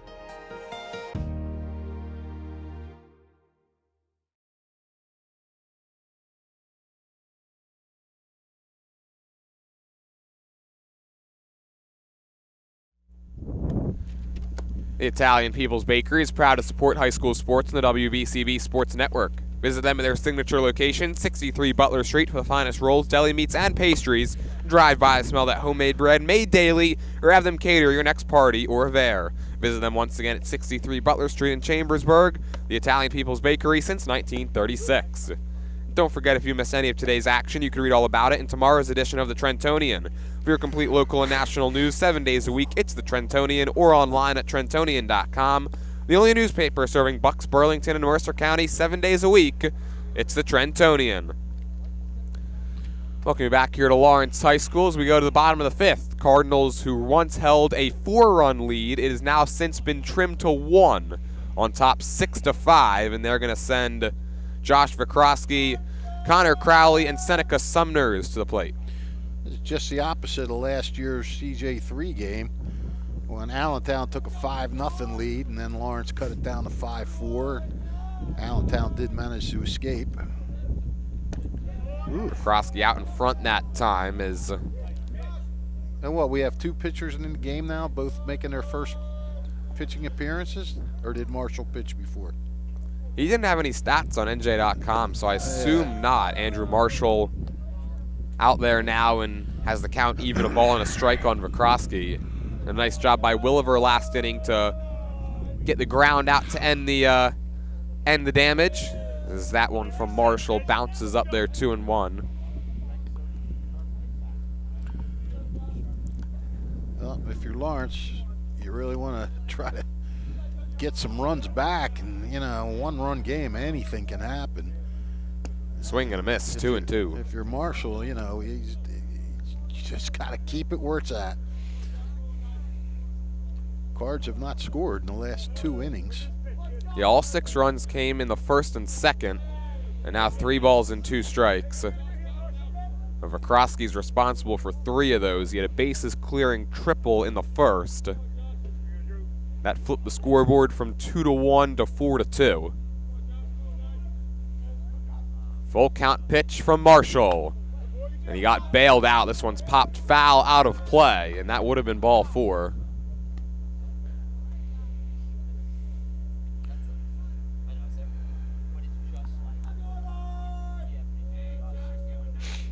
Vikrosky also reached on an error back in the second by second baseman Max Kleins.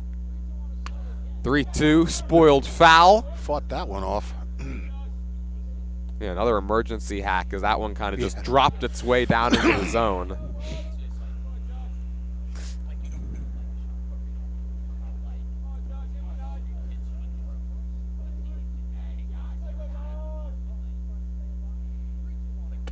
Inside, ball 4. It's another leadoff walk.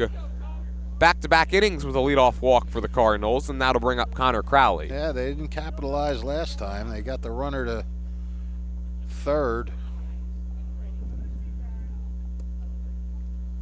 with 2 outs, but couldn't get him in. Now a mound visit, and they're going to take Marshall out of the game. That walk for the Cardinals, by the way, their 8th of the afternoon. So leadoff man aboard here in the bottom of the 5th. We'll be back after this with the new pitcher here on WBCB when we come back. Hi, I'm Sean Spiller, president of the New Jersey Education Association. On behalf of the 200,000 educators in all of our public schools, we wish all of our student athletes the very best luck in today's competition. We would also like to recognize the students in our public schools who participate in extracurricular activities, like the school play, robotics class, or the marching band. New Jersey schools are #1 in the nation. When parents, schools, and educators work together, our students are the winners. New Jersey Education Association supports our great public schools. Hi, I'm Merrill Reese. Kessel Dermatology has a highly rated and award-winning dermatology team with over 130 years of collective clinical experience. They've been voted as the region's best dermatologist and doctor for 20 consecutive years. Over 1,500 5-star reviews from satisfied patients. Take care of your skin. Schedule an appointment with Kessel Dermatology.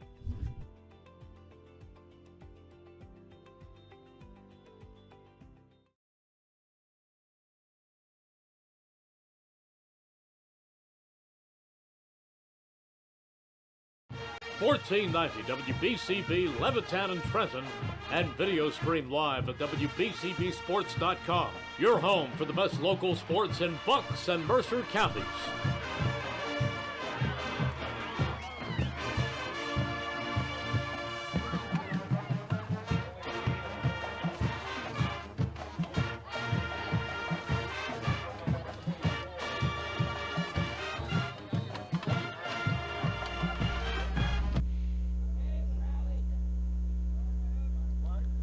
Back here from Lawrence High School, the new pitcher for Allentown is John Ryle. This is his second appearance of the season. Went a third of an inning, gave up a hit and a walk. He's only thrown 10 pitches on the year. Out there with nobody out in the fifth and a runner on first. Facing Connor Crowley, the 7-hole hitter. And the first pitch is down low for a ball. It's interesting. Andrew Marshall came in. He only got one out on his own, but he will get credited with 2/3 of an innings pitched thanks to that caught stealing. The 1-0 from Ryle. Line drive. It's going to get down over the shortstop DeCalo. Station to station for Josh Vikrosky, and there's 2 on with nobody out. And here comes Seneca Sumners. Yeah, a little humpback line drive there.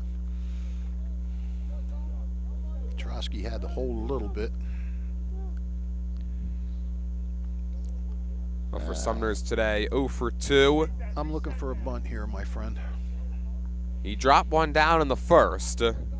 Also grounded out the shortstop in the third. I think you're right, Fish. 2 on, nobody out. Aiden Crowley's on deck. And there it is. Sumners squares. The first pitch is dropped down foul. That wasn't a good pitch to bunt. Yeah, he bunted. They tried to squeeze in the first, and the bunt was too hard. And Allentown was able to make the play and get the out at the plate.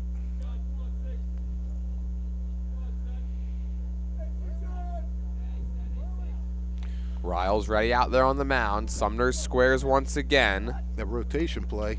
And again, it's bunted foul. It's now 0-2, and we'll see if they keep that play on. Yeah, I don't think they will.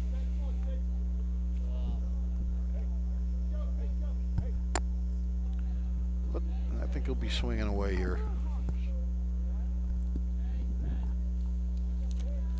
Yeah, it's an interesting rotation play by Allentown there. DeCarlo ran behind second as if he was going to try a pickoff, and then swerved all the way around and ran to third. Sumner squares. Button again. I'm wrong. The 0-2 pitch will have to wait. A little surprised they don't have him swinging here, just because coming into this game he was 4 for his last 9. Yeah.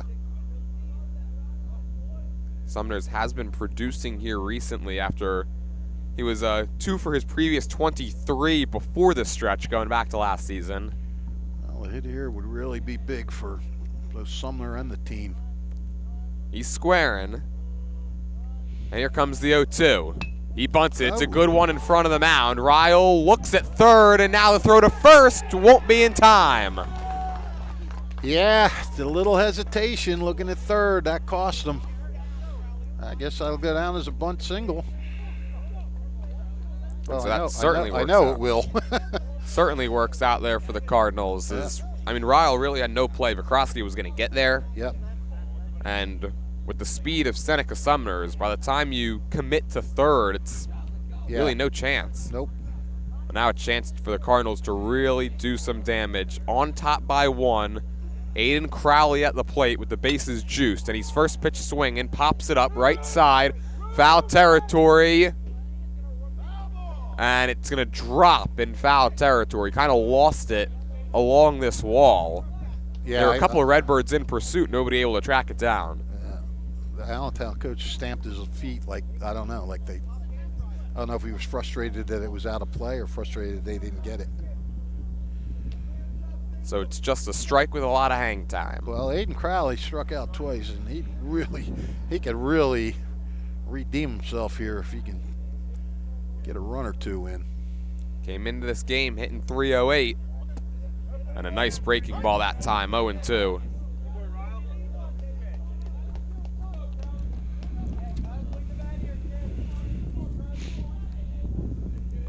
Bases full of Cardinals. Count no balls and 2 strikes on Aiden Crowley.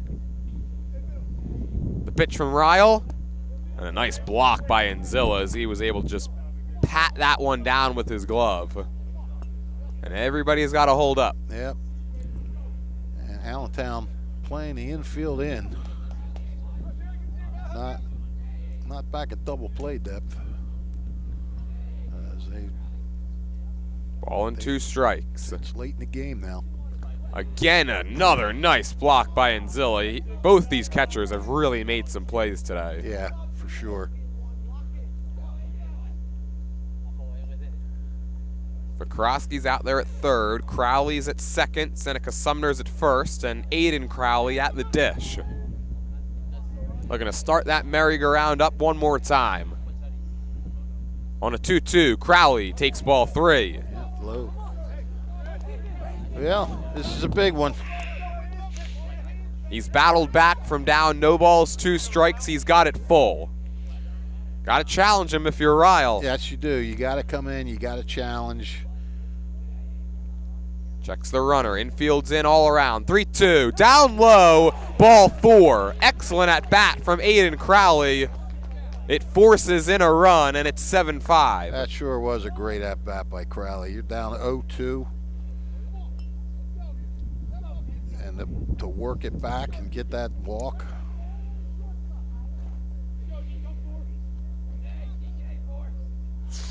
Well, now Deacon Moore, base is still loaded. He's first pitch swing and look out over here. Well, some people down here try to reach for that ball. Obviously, there's a screen. Some people flinched, and I won't say who flinched and who reached just to keep us all anonymous. Wasn't me. I wasn't even looking. It was not you, Fish. We've got quite the crowd down here, though. 0-1. Up and away, 1-1. They all want to come and hear your announcing. They don't want to be home. They want to hear it live and in person. You believe me?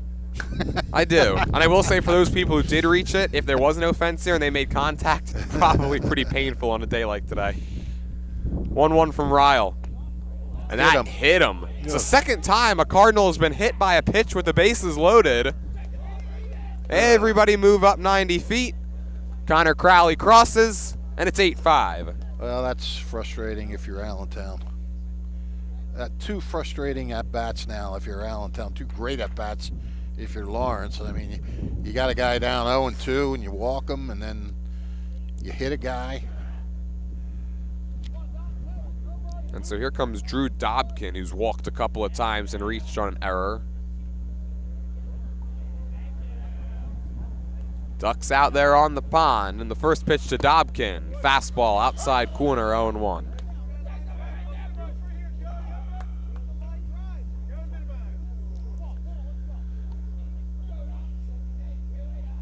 Drew Dobkin just 1 RBI on the year. Looking to add to that total. Ryle's ready with his 0-1. It's another good one. It's 0-2. Allentown has walked 8 batters and hit 3. 11 guys getting free passes. Although the hit by pitch, that's not really free. That's kind of misery. Although none of those really look like they hurt anybody. 0-2 pitch. That time it's outside. Yeah, the one that hit earlier in this game, the one that hit Williver in the head, it really just was a glancing blow. Yeah, and the other 2 just kind of nipped him, I think.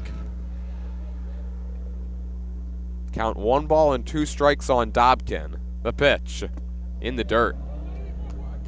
Ryle's gotten ahead of some of these guys, just unable to put them away.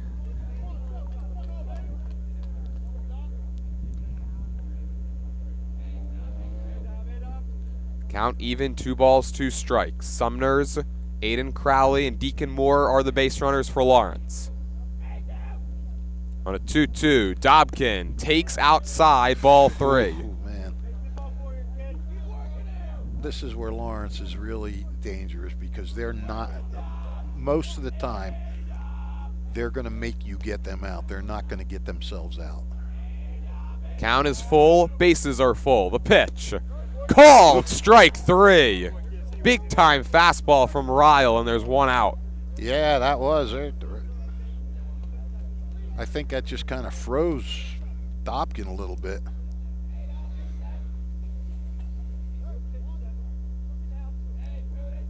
So now Aiden Poot, bases loaded, 1 down, and already 2 home. A wave and a miss, 0-1.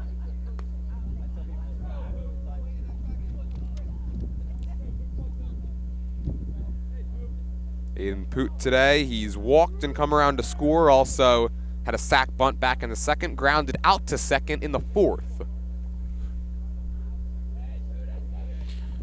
Lawrence would just, let me check myself.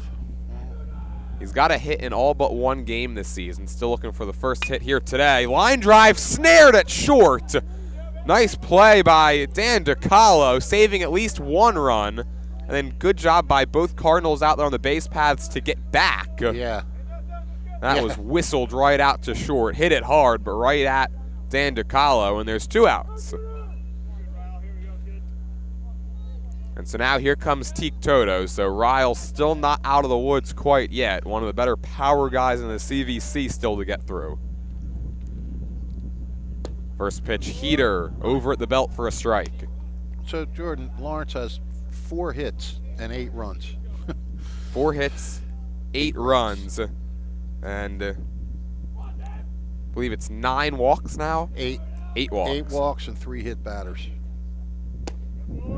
Quickly 0-2. All of a sudden, John Riles found something out there on the mound. Yep. Unless I missed a walk, I was kind of going through that pretty quick, but I thought it was 8. Well, either way, it was bases loaded, nobody out here. 2 runs, of course, have scored, but a strikeout and a line out. Now Ryle looking to get out of this. The pitch to Toto, up and away. Yeah, but these are some big insurance runs for Lawrence, that's for sure. Gotta believe it'll be Connor Williver going back out there in the 6th on the mound, too. Yeah, I guess so. I don't see anybody warming up.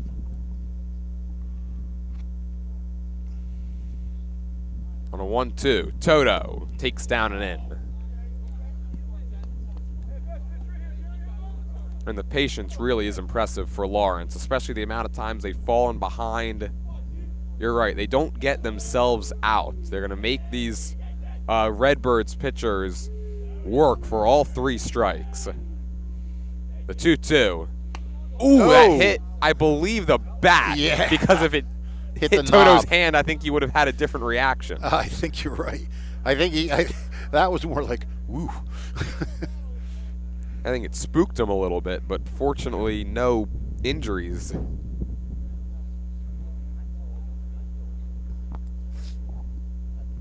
And now Dom Manzilla heads out to have a word with his right-hander.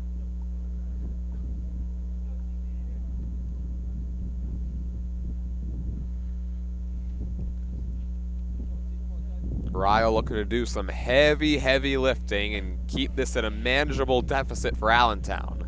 8-5 game, bases loaded, 2 balls, 2 strikes, 2 outs, bottom of the 5th. And the cleanup man, Teak Toto, looking to drive in some more.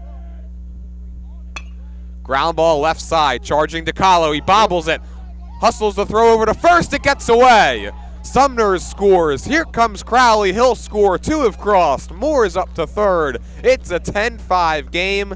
Fish, we talked about it earlier, right? You cannot give the Cardinals extra outs because they will take advantage. Case in point right there. Oh, absolutely. And yet another 2 runs without a hit, without a hit bringing them in. And my goodness, I mean, you talk about the walks and the hit by pitches, and then you throw a 2-base error in there, a 2-run error in there. I mean, it's just, it's a nightmare. It's a coach's nightmare. Ground ball hard towards 3rd. Up with it is Freud. He gets it across the diamond in time. And let's not forget, before we take break, let's not forget the delay in going to third, looking at 3rd base, and then Sumner's beating out that play. That loomed large in this inning as well. Okay, go ahead. Mental mistakes, physical mistakes. They led to 4 runs for the Cardinals in that inning. They take a 10-5 lead as we go to the 6th.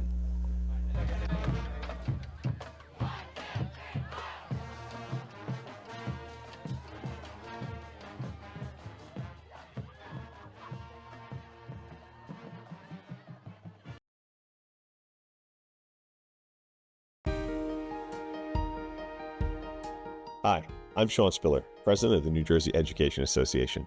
On behalf of the 200,000 educators in all of our public schools, we wish all of our student athletes the very best luck in today's competition.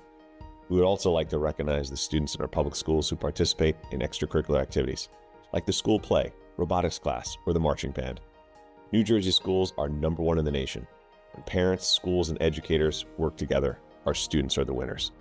New Jersey Education Association supports our great public schools.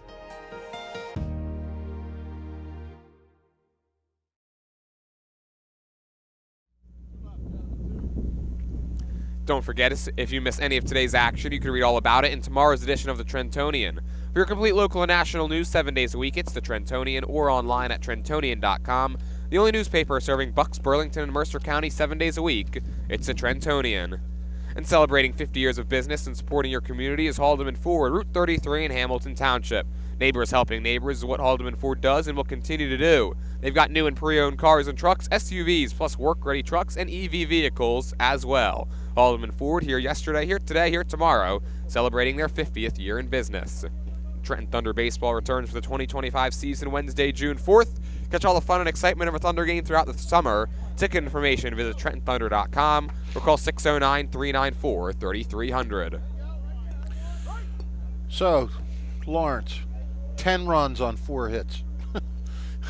That's quite the high school box score. It's the most runs they've scored in a game this season. Yeah. And the most runs Allentown has given up.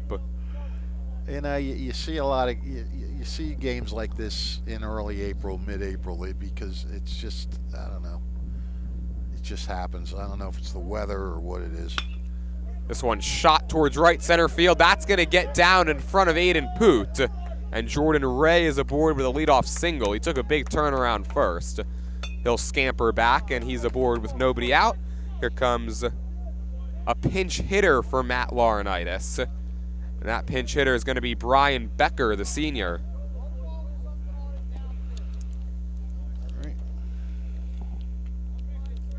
Brian Becker this season, 17 at-bats. He's 5 for 17, good for a .294 average. He's got a hit in 5 of the 6 games he's played in. Well, not a bad guy to have up there when you're trying to build a rally. First pitch to him from Williver. Breaking ball drops in for strike 1.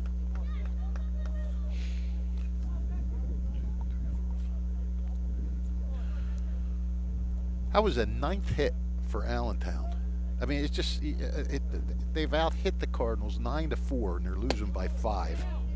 Upstairs for a ball. Yeah, I mean, you take a look at this game, right, and it really does feel like Allentown has had the offensive edge, and of course, the 9 hits to 4 explains why. You look at the scoreboard; they're getting doubled up. Yeah, well, that's what 8 walks and 3 errors will do. Fouled straight back. I mean, he hit that one directly behind him, and it's 1-2.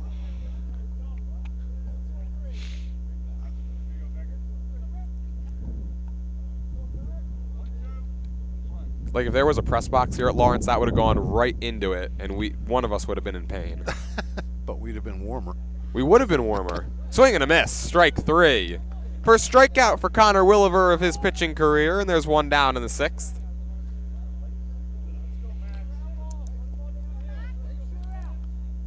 Williver trying to restore order here. Now facing the top of the lineup and Max Klein's first pitch fastball is stung foul.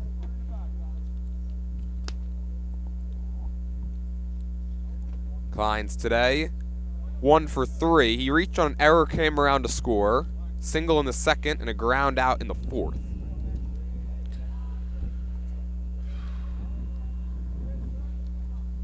Jordan Ray over there at first in the 0-1. Breaking ball too high. And for anybody who's followed these two teams the last couple of years, they're not leaving their computers or however they're watching this game because they know anything is possible. Ground ball towards short. Sumners has it on one knee, and it'll get the lead runner at second. There would have been no chance to get Klein's over at first. There's 2 away here in the 6th.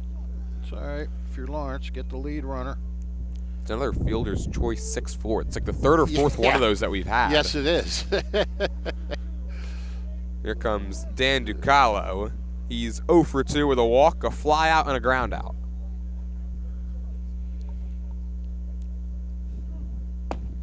First pitch takes the ball, 1-0.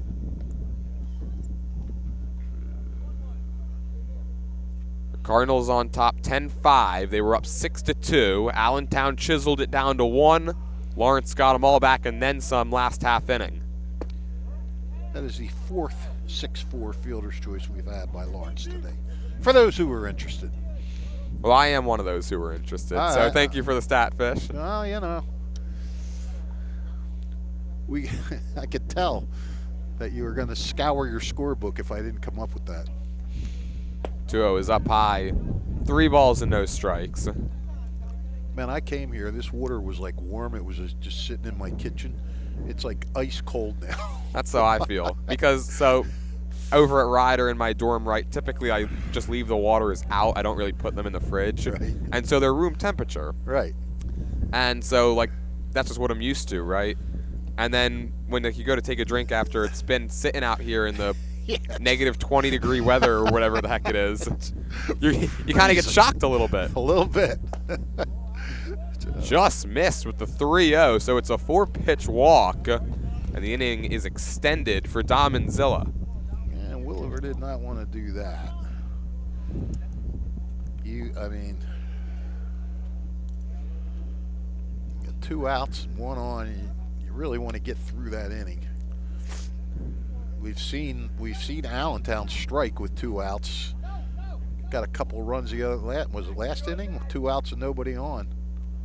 Yeah, it feels like forever ago, but yes, the back-to-back doubles and the single, which led to 2 runs with 2 outs, that was in the 5th. Now no balls and 1 strike on Enzilla.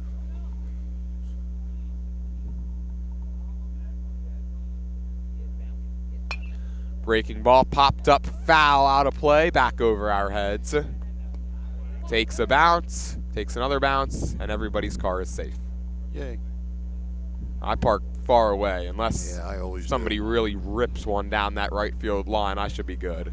Well, I don't think they let you park close. I think somebody's out there in a golf cart telling you don't park here. There is a sign that says park at your own risk. 0-2 from Williver, fastball upstairs. Williver does not want to lose his guy, that's for sure. And no reason to play around here either, on top by 5, 2 outs here in the 6th. No, don't nibble. Go after him, try to get out of the inning. 1-2 to Enzilla, down low. I've become kind of a proponent of that ever since the pitch count started to become such a big deal. I'm thinking, those guys that try to, waste a pitch on 0-2, pitches are so valuable anymore, your number of pitches. I say go after them. Well, from 0-2 to 2-2, Dom Enzilla looking to keep this inning alive and looking to help whittle away at this deficit.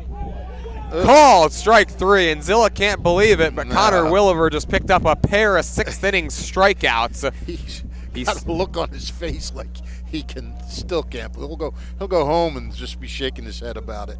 Well, 2 runners stranded out there in the 6th. We'll go to the home half of the inning. Cardinals on top, 10-5 here on WBCB.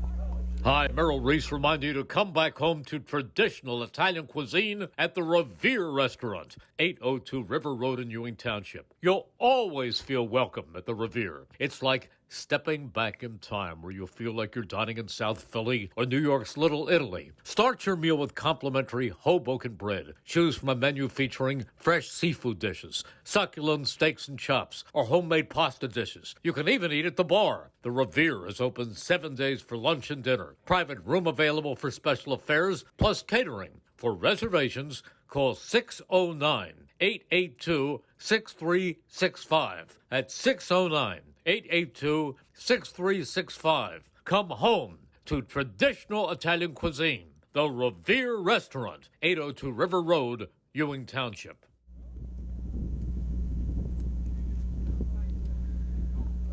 Trenton Thunder baseball returns for the 2025 season Wednesday, June 4th. Catch all the fun and excitement of a Thunder game throughout the summer. For ticket information, visit TrentonThunder.com. That's TrentonThunder.com. Or call 609-394-3300. That's 609-394-3300. Celebrating their 50th year in business is Haldeman Ford on Route 33 in Hamilton Township. Neighbors helping neighbors do what Haldeman Ford does and will continue to do. They've got it all. New and pre-owned cars and trucks and SUVs, plus work-ready trucks. Haldeman Ford also has a great variety of EV vehicles. Haldeman Ford here yesterday, here today, here tomorrow, celebrating their 50th year in business. John Ryle back out there for Allentown, looking to keep the deficit where it's at. 10-5, Cardinals on top. Josh Vikrosky leading it off, and he's first pitch swinging, and he fouls it away. Trosky's having a really good day. He started with that 3-run triple, and he walked the last inning? I got to flip my scorebook here. He got on an error, then he walked and scored a run. So 1 for 2, 3 RBIs, and a run scored, responsible for 4 of the 10 runs that Ryder Lawrence has. Quickly 0-2, and Anzilla tried to frame that to no avail. PG. Wind's whipping. I think I'm getting through it without this pen. The point guard lent me her backup pen, but I think my first string pen is going to get us through. Don't jinx it. That Yes, one's right. just outside. Speaking of pens, I've run into a bit of a problem with mine. See, I've got like the multicolored pen because I like to color code. Like if a guy gets on base, it's in green. If a guy's out, it's red. Well, the multicolored pen that has been doing me wonders for the last 2 years, 3 seasons. This one's chopped back towards the mound. Ryle's got it, and he makes the throw over to first for the first out. The green has run out, which surprises me because, I mean, of course, a game like today where there's a lot of offense, there's more green on this score sheet than red, but overall, you would think that I'm writing down in more red just because typically, right, there's more outs than hits. Right. So why is the green the one to die first? Well, if I had the answer for that, I'd be a pen maker. So I've switched over to blue now for anything that, a walk, a hit by pitch, something like that. I always save my multicolored pens for football season. This one's popped up, foul territory, and it's going to hit off the gate. I have to ask you a question. What did Williver do to end that 5th inning? Let's see, Williver grounded out to third. Okay, I forgot to write that down. Caught up. So you're backwards, though. Typically, I just go with the same color pen for football, just because, like, I don't know, I guess easier on the eyes. This one's laced out towards second. It's going to get through the hole and into center field for a base hit. Single for Connor Crowley. That's his 2nd hit in as many innings. And he's aboard with 1 down for Seneca Sumners. Yeah, that's 5th hit for Lawrence. Now, the way my score sheet is, I need to differentiate between the 2 teams with different colors. So do you use the same one that I've got where it's got the red, black, green, and blue? Oh, yeah, I love those pens. First pitch to Sumners, chopped slowly left side, charging on its clines, and making the play from third base is Freud. And he gets the runner at second. So nice play by Freud to cut it off and get the lead runner. Close play at second. And it robs us of a fielder's choice 6-4. Fielder's choice 5-4. It robs us. Well, it robs us of what would have been our 5th one of the day. I didn't know they were such cherished items. Well, in this game, typically not, but in this game because they become such a big talking point. I know what you're saying. Yeah, it robbed us of a big-time talking point.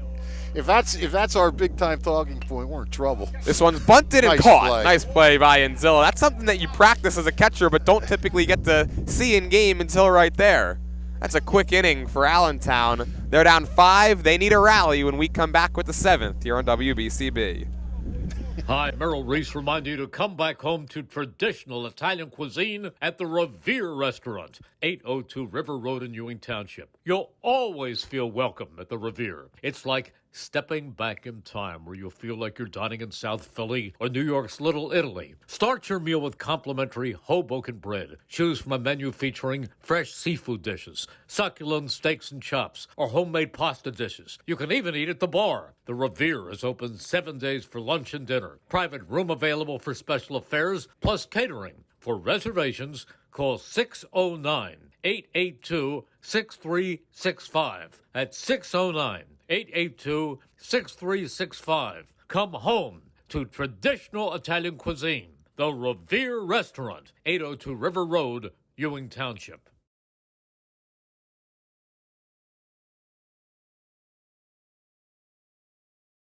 $14.90 WBCB Levittown and Trenton, and video stream live at WBCBsports.com.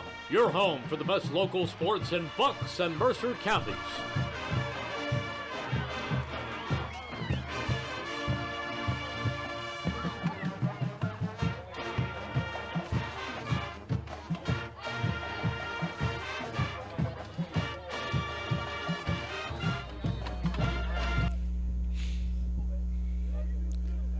Welcome back to Lawrence High School. Cardinals on top 10-5. Connor Williver back out there for the 7th. And again, don't forget, if you miss any of today's action, you can read all about it in tomorrow's edition of the Trentonian. Your complete local and national news 7 days a week. It's the Trentonian or online at Trentonian.com. First pitch popped up, foul territory, and that's out of play. And the Trentonian is the only newspaper serving Bucks, Burlington, and Mercer County 7 days a week. It's the Trentonian. For the first time I ever had to split up an ad like that. Oh, you did it flawlessly. No balls, 1 strike here. The count on Chris Whalen. And now he squares, pushes at it. And that's a strike. It's 0-2. Surprising to Shizen there after his last at-bat. He hit a double that, look, we don't have StatCast here, so we don't know the exit velo, but it had to have been 100 to 105. It was tattooed. Yeah. 0-2 pitch. Slow roller, Williver's got it, and he whips it over to first, and there's 1 down. And Connor Williver has done a nice job in his first appearance as a pitcher in high school. He's only allowed 1 hit. Let's see if he can get through this guy. Let's pass this guy. Aaron Freud has had himself a day. And if he can't, we don't blame him, right? No. Freud 3 for 3, 4 RBIs. He's a triple shy of the cycle. First pitch from Williver, healthy cut, 0-1. Well, Freud looking to get on any way possible, but you know that triple's got to be in the back of his mind somewhere. Can't tell you the last time I remember even hearing about a high school cycle. No, I haven't seen one in a long time. 0-1. Sticks it on the outside corner, 0-2.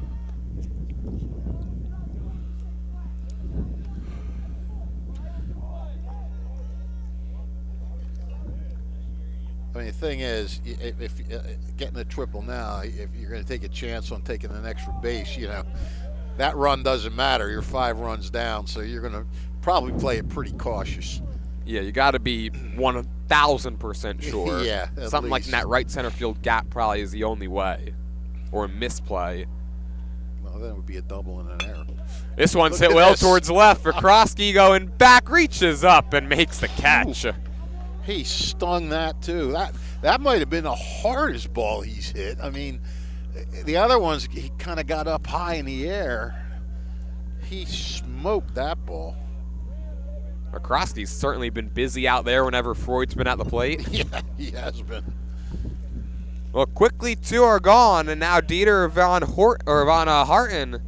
It's the last chance for Allentown as the Cardinals looking to get a little bit of revenge after Allentown beat them in the Central Jersey semis last year. Swing and a miss, 0-1. It's the 3rd game in 3 days for Lawrence. And after this, they don't play again until Monday, a much-deserved break. Yeah, for sure. They've won both of them, looking to make it a perfect week. Yeah. And they're 1 strike away from doing so. Well, this was opportunistic baseball by Lawrence. 0-2 the count on Von Harten. He's got a pair of hits today. The pitch. Outside, ball 1. Our Italian People's Bakery Player of the Game interview. You're going to be able to find that on our YouTube Shorts page shortly following the end of this game. 1-2, fly towards right, over on its Toto. He calls it off. He makes the grab. And the Lawrence Cardinals cap off a perfect week of baseball with a win over their rival. 10-5, the final score. They take down the Redbirds of Allentown here at home. Yeah, and credit to Lawrence. I mean, they took pitches, they got walks, they drew walks, they took advantage of errors, and when you get 5 hits on 10, you get 10 runs on 5 hits, you're doing something right. So I'm going to head over there now, buddy, and I will see you soon. Well, Fish, thank you so much for hopping on the call, as always, and for keeping up with me with some of the interesting conversation topics as well. Cardinals win at 10-5. Our player of the game is going to be Josh Vakrosky. You could find that interview shortly on YouTube following the conclusion of this game. One more time, thank you to all of our sponsors, Team Toyota, Kessel Dermatology, Capital Health System, the Revere Restaurant, the New Jersey Education Association, Jambor Doors, the Trenton Thunder, the Italian People's Bakery, the Trentonian, Haldeman Ford, Chris Auto Body, Saul Funeral Homes, and Mako of Viewing for making portions of today's game possible. One final time now for the entire crew. For my color commentator, Rich Fisher, our 2 engineers today, Brianne O'Neill and Rich Sale, Darnell Turner, he did the camera work. My name's Jordan Hirsch, saying thank you for watching, and have a great night, everybody.